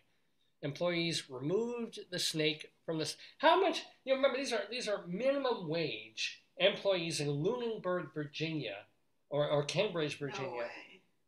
I mean, are they paying these people enough to trap a snake and get it out of the store? No way, Jose.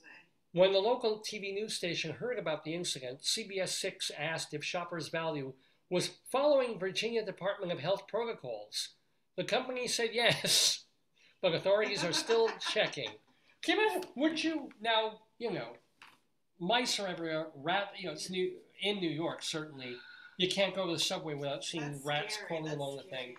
But if you knew that your local Shoppers Value supermarket, the bottom shelf, was covered with rat shit, how often would you shop at Shoppers Value? But maybe it's the food desert. It's all that they have. They might not have other choices. Yeah. I mean, as long as the mice don't get into the bags. If you don't have choices, that's what you got. Yeah. I was just like, Please go forward. Yeah, we'll go forward. Let's get back to some Greeley Crimes and Old Times in actual Greeley and northern Colorado as we get to wrap up the segment. Let's do another couple of crimes here.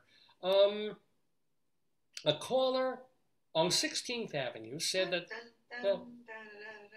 two men were, quote, stumbling all around. Oh, and one of them had a crossbow. Why not? I probably would call the cops. If you're going to stumble around, you should bring a crossbow. I think that makes sense. Yeah, you think? Why not? I think it's pretty on target. Actually, that's true. They should have been shopping in Target. I think you're all feathers. Oh, I like that. I think you aimed high with that joke. Your answers are bold. Ooh. A caller near 35th Avenue reported a man with a long gray beard. Santa! Santy! I hope not. He was carrying around an axe and a garbage bag. Oh, bad Santa! Bad. Who's been naughty? Oh, scary! Scary! Man, an axe and a garbage bag. That's when we really regret what we did Saturday night, I'll tell you. That's uncomfortable for everyone. Yeah. That's uncomfortable. Here's another. A caller in the Greeley Mall. Oh, okay, good. Shopping, yeah. Said that a man lit off fireworks inside the mall. What? No. I'm just saying, we're still close to July 4th-ish, fireworks inside the mall. Either that, or that was just somebody after eating Taco Loco there in the food court. No, I think it was fireworks, not poopies. Could have been. What else we got here? We have a lot of old-time things. Let's do a couple more old-time ones, too. From 100 years ago, a group called, quote, Father Flanagan's Boys of Father Flanagan's Home for Boys. Oh my God, that's a lot too long of a name. Will be entertaining at the Knights of Columbus Hall. The boys, or as we like to call them, Father Flanagan's Boys of Father Flanagan's Home for Boys. For boys and boys. Who are singers, travel the country, entertaining and earning donations for the school, and seeking legal representation for their class action suit against rapey Father Flanagan. No, just kidding about that. But if you were wondering about Father Flanagan's Boys of Father Flanagan's Home for Boys, that's what they have should been really up think to. of a way more catchy name. You think? Let's do one more. A 5-passenger Ford touring car was consumed by fire last night. The owner, H.L. Walker, was filling the auto with gasoline when a passenger in a passing car threw a lighted cigarette at the auto. Jeez. No one was hurt, but the auto was destroyed. And you thought drive-bys were new. Can you imagine that from 100 years ago? Just, filling your gas tank and somebody throws a match at you? It's like a scene out of The Birds, That's not nice, dude. That is not nice at all. Not that funny, though. Let's do one more. A caller, I don't know why I find this amusing, just the image. This is from a week or two ago. Is it the naked showering guy? No. A caller on 20th Street said her vehicle was hit by a car that rolled out of the neighbor's open garage. Wow. It's kind of probably rolled downhill with the brake thing off. That's a shame. I know, it's awful, but there's something kind of funny about it. That's too normal of a complaint. That's a legit, You won't like this one. A caller on 23rd Avenue said people were selling Doberman puppies. Aww. But they seemed sick and had fleas. Aww. I'm just wondering, was the puppies or the people? I think the people had fleas. The puppies look good. And let's close with one that's apt, because we were talking about this earlier in the show. A woman on 103rd Avenue found a raccoon trying to climb the fence to get out of her backyard. That's good. You want it to go. Aww. Give him a little push on the hiney. Yeah. Anyway. It's like our deer. I had to go communicate with them not to eat the flowers. You gotta be one with nature. We didn't even get to that. Let's get to that. Let's end Greeley Crab's Old Times. Why don't we save it for next week? Oh, well, because it's almost noon, isn't it? Well, that was Greeley Crab's Old Times. Mr. Horace Greeley was no fool. Oh, he was not. I'm sure that you'll agree with me that Greeley was no fool. What he is getting at is that Mr. Greeley was no fool. Yippee-yi, yippee-yi, yippee-yi-yi-yi, yippee-yi, yippee-yi. Yes, ladies and gentlemen, it is almost noon here in the Daverhood. You're watching the Dave's Gone By Facebookio, Podcastio, Programmio of the stream featuring me, Dave Lefkowitz, my wonderful wife, Joyce. It has been, and we're not done with it yet, but it's our 861st episode of the program. We have been calling it Pandemonium, because we've been talking a lot about our move to northern, well, I don't know if it is northern Maryland, so yes, our move to northern Maryland and all stuff like that. We've also had a lot of fun doing other things on the program. For example, having our yesterday trivia quiz with the King, Ronald Rand, winner of this week's quiz. By the way, Ronald Rand has a book. It's called Solo Transformations on Stage, buyable wherever books are buyable. He'll also be doing a signing in mid-September at the Drama Bookshop in Midtown Manhattan. So please do check that out, Ronald Rand. Leslie Hoban Blake, she does a theater review show with Charlie Gross. It's called Two on the Aisle, and you can watch it on the Two on the Aisle channel on YouTube. And if you surf there, you'll even find some times when I was on that program as well. So look for Two on the Aisle. And also, let's not forget Vicki Quade doing her shows, Bible Bingo, Are You Smarter Than Your 8th Grade Nun, or, of course, Late Night Catechism. All of those shows, either she's in them or she is writing and producing them at the Greenhouse Theater in Chicago. Check it out if you're in that neck of the woods. Well, it is noon Eastern Time. Almost done with the show, not quite. But I do want to remind you that if you like this show, if you've enjoyed this program, if you want to hear the legendary non-interview of Rabbi Saul Solomon and Mandy Patinkin, if you want to hear when Ronald, Rand, or Vicki, or Leslie have been on the show previous times, if you want to hear Rabbi Saul's interview with Katsura Sunshine about his off-Broadway show, all of these are in the archives, and the archives are free, and you can watch them at any time at our main website, davesgoneby.com. See, if you stay on Facebook, you can scroll back and see the last 4 years of our video episodes. But if you want the whole panoply of the Daverhood, from when we were audio only, or a college station radio show, and then turning into this video podcast, go to davesgoneby.com. There's a search function, and there's even a separate archive there of just the interviews. So if you don't want to wade through the whole program and you want to say, oh, I want to see the interview or hear the interview with Carol Channing or Charles Grodin or Rob Reiner, Judy Collins, You can search by name. You can search by name. So check it out, davesgoneby.com. Also, we post our archives at the archive website, archive.org. That is also free. It's a non-for-profit website. We support it, and we have a channel there, Dave's Gone By, at archive.org. You can also find the audio only of our programs at castbox.fm. Cast, and then box like a box, castbox.fm. This is specifically if you don't want to spend 3 hours or more watching the show, but you want to hear it. You put it on in your car. It's a podcast. You can go to the gym and listen to it while you're working out. Castbox.fm. And we do have a YouTube channel. It's Dave's Gone By. Check that out too.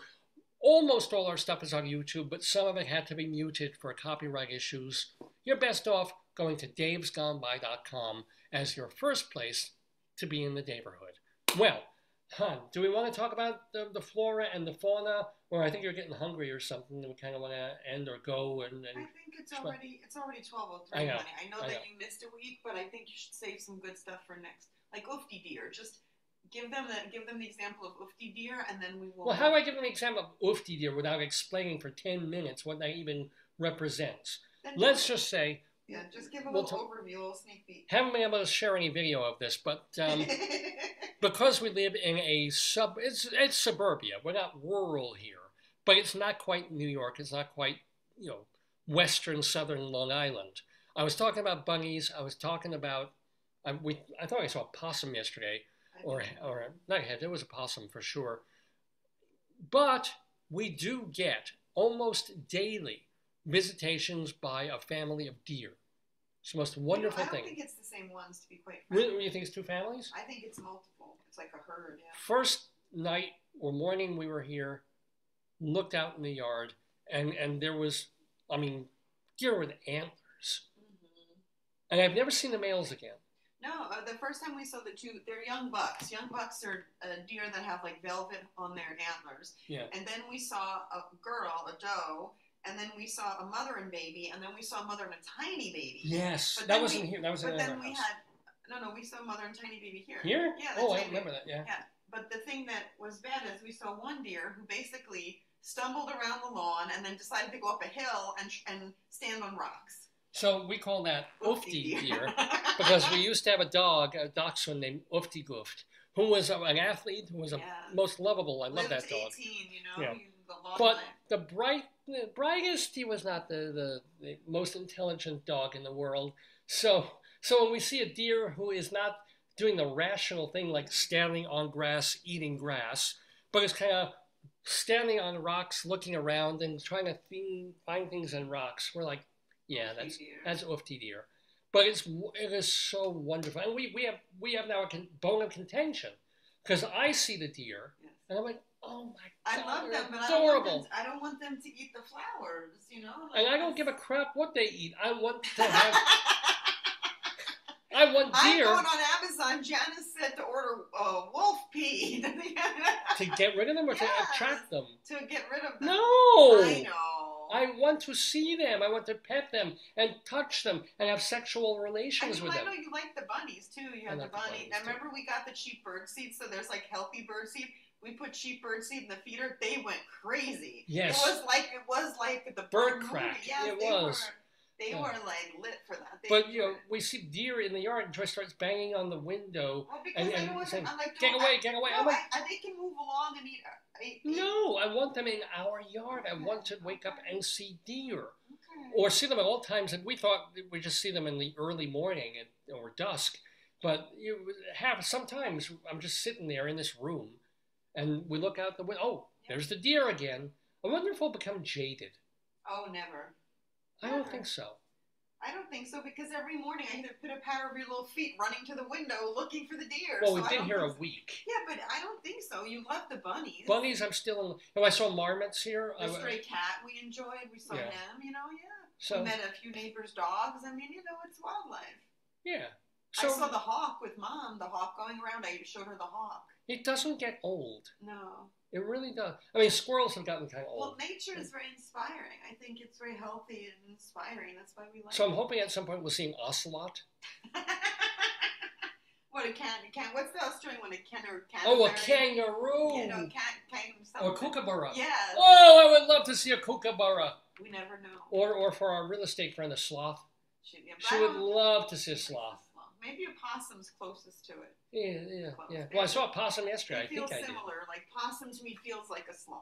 They have that kind of. So I was kind of hoping that at some point during the show today, I would point out the window and see a deer, but no. I can give you a picture. You sent me a picture. I showed my chair. Oh yeah. That was the first day we got here. No. I was in. It was later? Yeah, we have a bunch of them. Oh, good. You have a series of pictures. Or as I like to say, oh dear. That's what's cleaning service. Get this little deer joke. Yeah. I'm not just I'm not a father. I'm both a son and a Venice son. That's awful, I know. Joyce is looking at pictures that we took to find any of I can hold it up. Oh no. No, not that.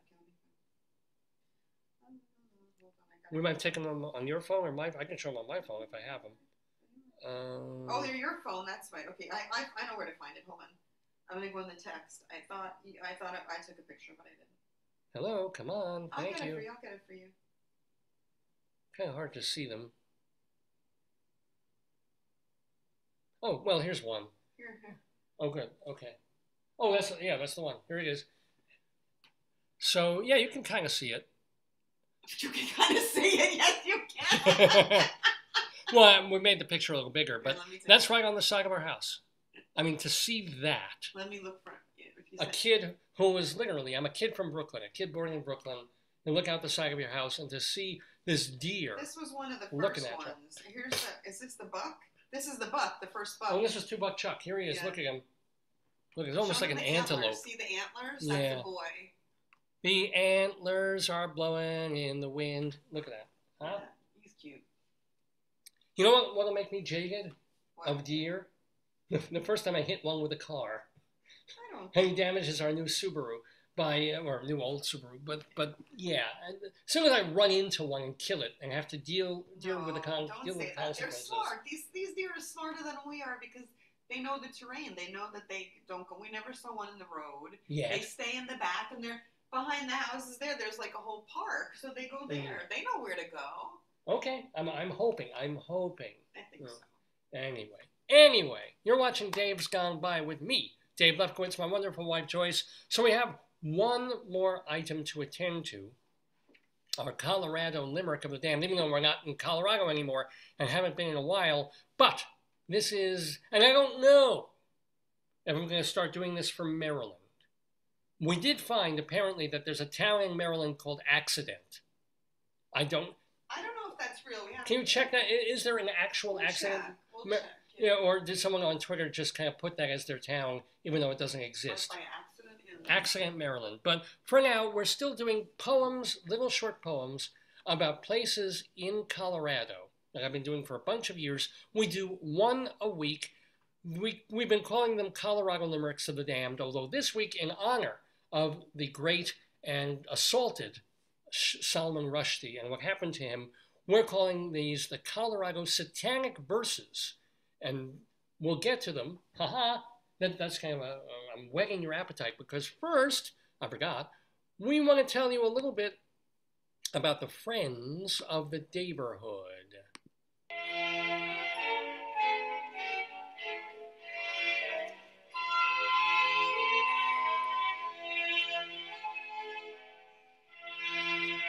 So Friends of the Daverhood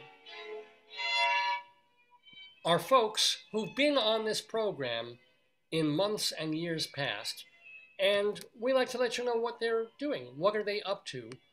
You know, they've probably been doing great things since they've been on this show. New plays, new books, new movies they're in.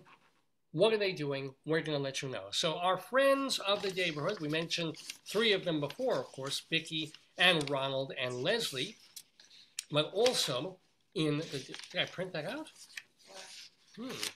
Oh, here, yes, of course I did. Here we go. So, these people include Jackie Martling, Jackie the Joke Man Martling, for all of you Howard Stern listeners back in the day. He has a new season of the podcast that he is doing called Stand Up Memories. You can find them on YouTube. And we want to wish, 2 different people we want to wish a refuah shlema to. There's my mom, Brenda Lefkowitz, who underwent hernia surgery a little over a week ago. Now, I had hernia surgery. It was brutal years ago. It took me like 2 weeks to get over it. For her, like 72 hours later, she was basically fine. She can't lift anything, but she can go upstairs, she can prepare food, she can do laundry. It's like, oh, you have a hernia. Let's just get that out of there. And she's glued. Think about that, folks. When I had my hernia about 25 years ago, or a little over 20 years ago, they did laparoscope instead of cutting me straight open. They said, oh, no, it's better, it's an easier heal if we don't just do a big slice and reach in there. We have a new way of doing things. It's laparoscopic surgery. We do little punctures. We go in there to 3 different places, bing, bang, boom. Easy. Yeah, right. Bullshit. I was in pain. Bullshit. It took me 2 weeks to get over. Well, now they have this new thing where they do laparoscopic surgery on her and they glue her back together. Not even stitches, no staples to put, just like, whoop, glue. And the skin apparently heals. And she's, again, her hernia wasn't strangulated the way mine was. But I've got to wish a big, not only a get well soon, but an incredible mazel tov to my mom, who was recovering from hernia surgery in a quite wonderful way. We're sorry we couldn't actually be there for the week that she was doing it, but it was literally the week we had to move. But, everything's been going great. Got to give a big credit to my Aunt Bonnie for also helping her out during that heavy, rough week. So, yay. We also want to wish a refuah shlema, as Rabbi Saul Solomon would say, a get well much more quickly, to our Chicago friend Mary Sheng Barnage, who is recovering from a battle with sepsis. I don't know how she got it. No idea what the hell happened, but apparently it just knocked her down for the count, down for the loop. She's not reviewing, but she's starting to walk around and move around a bit and be up in bed and just get back into the world. Maybe we should send her some Amish candy. Yeah, we want to send her something fun. We're thinking of what she might like. Maybe something penguin-oriented. But I've known Mary for like 30-something years now. I think I was one of the people who convinced her to be a theater critic. So for her... like when we were in... When we were in Colorado, in Chicago, Mary always was a great host. Like, she gave us a good time. Yeah. She was just a fun host, Mary's wonderful. And it sucks that, here's this woman a few years ago, she fell on the ice in front of her home and fractured her wrist. Oh, God. Got over that, and that took a while. And now this. So Mary does not deserve this. God, if you're listening, if you're watching the show, and I know you are. how about leaving Mary Shang Barnage alone, okay? So, and let her heal quickly. Now, in much happier... Mary will, because Mary's definitely tough. She's a fighter. She likes that Renaissance fighting. So she was in Vietnam, for crying out loud. I mean, she's good. She'll... Now, this is much happier stuff. I want to let you know that this week, August 23rd, which I guess is Tuesday, right? Karen Ziemba is being part of a launch party for Gignition. That's going to be at Open Jar Studios on West 48th Street in Manhattan. So Karen Ziemba, of course, a Broadway actress, off-Broadway actress. She was in Contact on Broadway, and what a delightful guest. But Gignition is apparently this thing where a new outfit, if you want to hire a Broadway singer for your bat mitzvah, or you want to hook them up or have them leave phone messages for you, stuff like that, it hooks performers up with other performers and with things that they can do to get work. So Gignition, Karen Ziemba, this is happening. The launch party is this week on the 23rd. Playing now just through tomorrow. Well, no, I don't know. I think she's staying with the show. Annie Golden, our actress friend, is on Broadway in Into the Woods, which was supposed to be closing this weekend, but now they have extended for several weeks, and I do believe Annie Golden is still in it. So we have to check for that, but go see her. It's at the St. James Theater on Broadway. We mentioned Katsura Sunshine doing Rakugo at New World Stages. That's once a week. Seth Bisson-Hirsch's comedy review, Love Quirks, is playing at the AMT Theater now through September 2nd. And of course, the AMT Theater is owned by our friend Al Tapper and operated by our other friend Tony Sportiello. So we get a three-bagger there. Go see Love Quirks by Seth Bisson-Hirsch at the AMT. You have until September 4th to see on Broadway Mr. Saturday Night. That is the Billy Crystal show that features lyrics by our friend. I mean, we saw your head anyway. There she goes. Amanda Green wrote the very intelligent and fun lyrics for Mr. Saturday Night, that is at the Nederlander Theater on Broadway through September 4th only. Chris John Knoll is in Dear Evan Hansen. That will be ending in mid-September on Broadway. Come From Away features the music and lyrics and book by Irene Sankoff and David Hine. I told you after 3 hours, my mouth goes a little off. That's at the Schoenfeld Theater on Broadway through early October. Eric Comstock and Barbara Fasano doing their weekly review of show tunes and Great American Songbook tunes. That is at Birdland. Go to birdlandjazz.com for tickets. Aladdin on Broadway, which features music by Alan Menken at the New Amsterdam Theater, and more Alan Menken music off-Broadway in the revival of Little Shop of Horrors at the West Side Theater, featuring our other friend Stuart Zagnit playing Mr. Mushnick. That is now off-Broadway, Little Shop of Horrors. Jim Caruso's Cast Party every Monday night at Birdland. Go to stagebuddy.com, which is run by our great friend Evan Seplow, for news and things to do in New York nightlife. Restaurants, theater, clubs, stagebuddy.com. What's so funny? Oh. And then Dr. Demento, still doing Dr. Demento shows. I just saw yourself on the camera. DrDemento.com. And that's enough. Those, my friends, are the friends of the Daverhood. Oh, I changed the music already, so make believe I'm playing music. Dum dum dum, dum dum dum. But we do have a little more music to play, as I promised you and warned you. We have some limericks, a limerick, where we're going to Granite, Colorado, for a Colorado limerick of the damned. I gave it such a great intro, but it was the wrong intro this week, because it is, instead, a Colorado, satanic verse.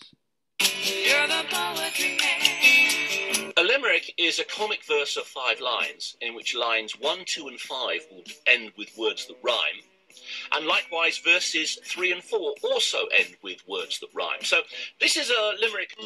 Rocky Mountain, Colorado, Colorado. Yes, ladies and gentlemen, our Colorado limerick of the damned.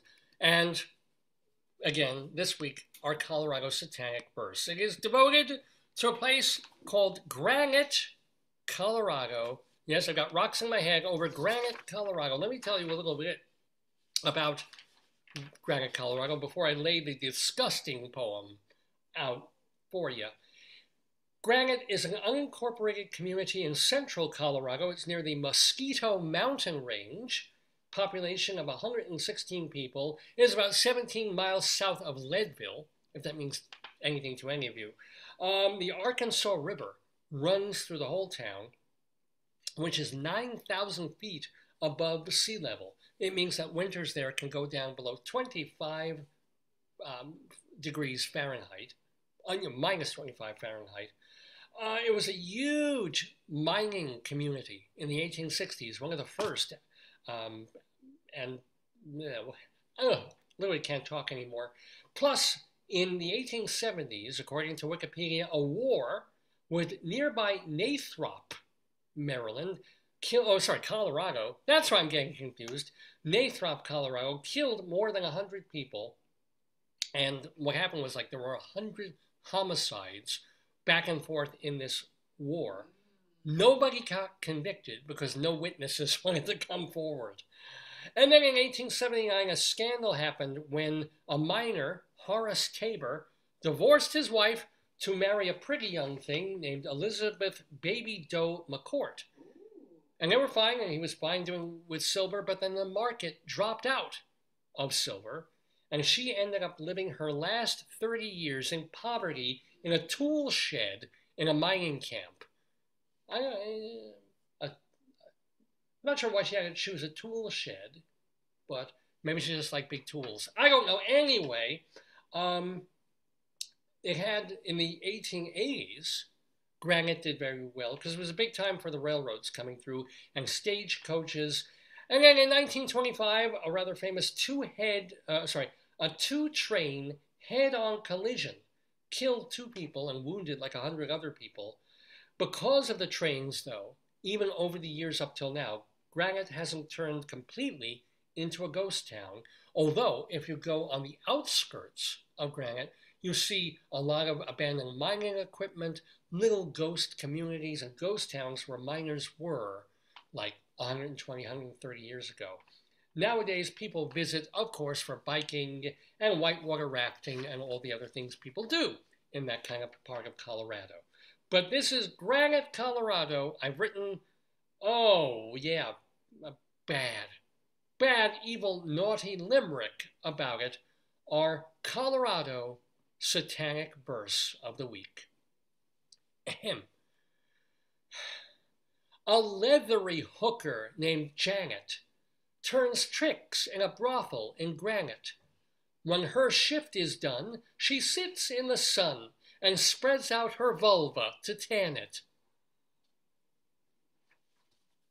Please send your comments and complaints to what the hell is my email? davesgoneby@aol.com. DAVESGONEBY. davesgoneby@aol.com. Check my Twitter feed. It's Radio Dave 2. Radio Dave and the number 2. Remember to watch us on davesgoneby.com. Watch us on this Facebook page. Watch us on our YouTube channel. Listen to us on castbox.fm. Watch us on archive.org. Tons of different places to see really the same stuff. Episodes of Dave's Gone By and segments of Dave's Gone By also. So, this has been our very first episode, our 861st overall episode, but the first one coming to you from our new home in Maryland. I thought it went pretty darn well. How do you think it went, babe? I think it went great. I'm trying to plug in my Fitbit. I got problems here. Joyce is plugging in her Fitbit. I'm fit to be tied. I'm done. You can see, like, after that third hour, my eyes start drooping. I can't get the words out. My voice, whatever. I'll have a week to recuperate. So next Saturday, I believe it will be August 27th, I intend to do a brand new episode of Dave's Gone By. Right here, 9 a.m. Eastern Time on the Dave's Gone By Facebook page. Oh, by the way, don't forget to check davelefkowitz.org, whole different website, davelefkowitz.org, for my writing, from theater reviews I was writing 20, 30 years ago, song lyrics, interviews. Remember, we lost, in the week we were off, Olivia Newton-John died. Well, I interviewed her just a few years ago for Long Island Woman magazine. So if you want to read that interview, just you don't have to go looking for Long Island Woman or find the posting or find an old, because Long Island Woman doesn't archive normally. It does one of these, find the actual pages of the magazine online for IQ, some weird thing. Just go to davelefkowitz.org and you can read the interview as well. So check it out, davelefkowitz.org, for hundreds of pieces of my writings over the years. And of course, davesgoneby.com for everything else. Until next Saturday, don't miss your days going by. Have a fine, fine week. Watch out for deer when you're driving. What else? We've been in Maryland a week and a half. I have not yet gotten crabs. You're supposed to go to the one in someone. We'll figure it out. In Cockeysville. Yes, there's a Cockeysville. We'll But figure it out. don't some of your friends here, can't they give me crabs? Some of the young women going to You gotta get the crabs yourself. the college? Oh, You gotta anyway. find your own crabs. Darn it. Anyway, and gone. Come on, there it is. And gone by. Days gone by. Days gone by. Days gone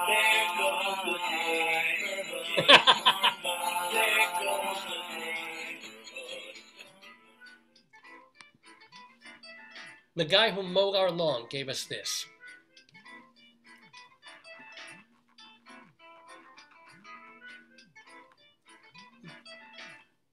Have a great week.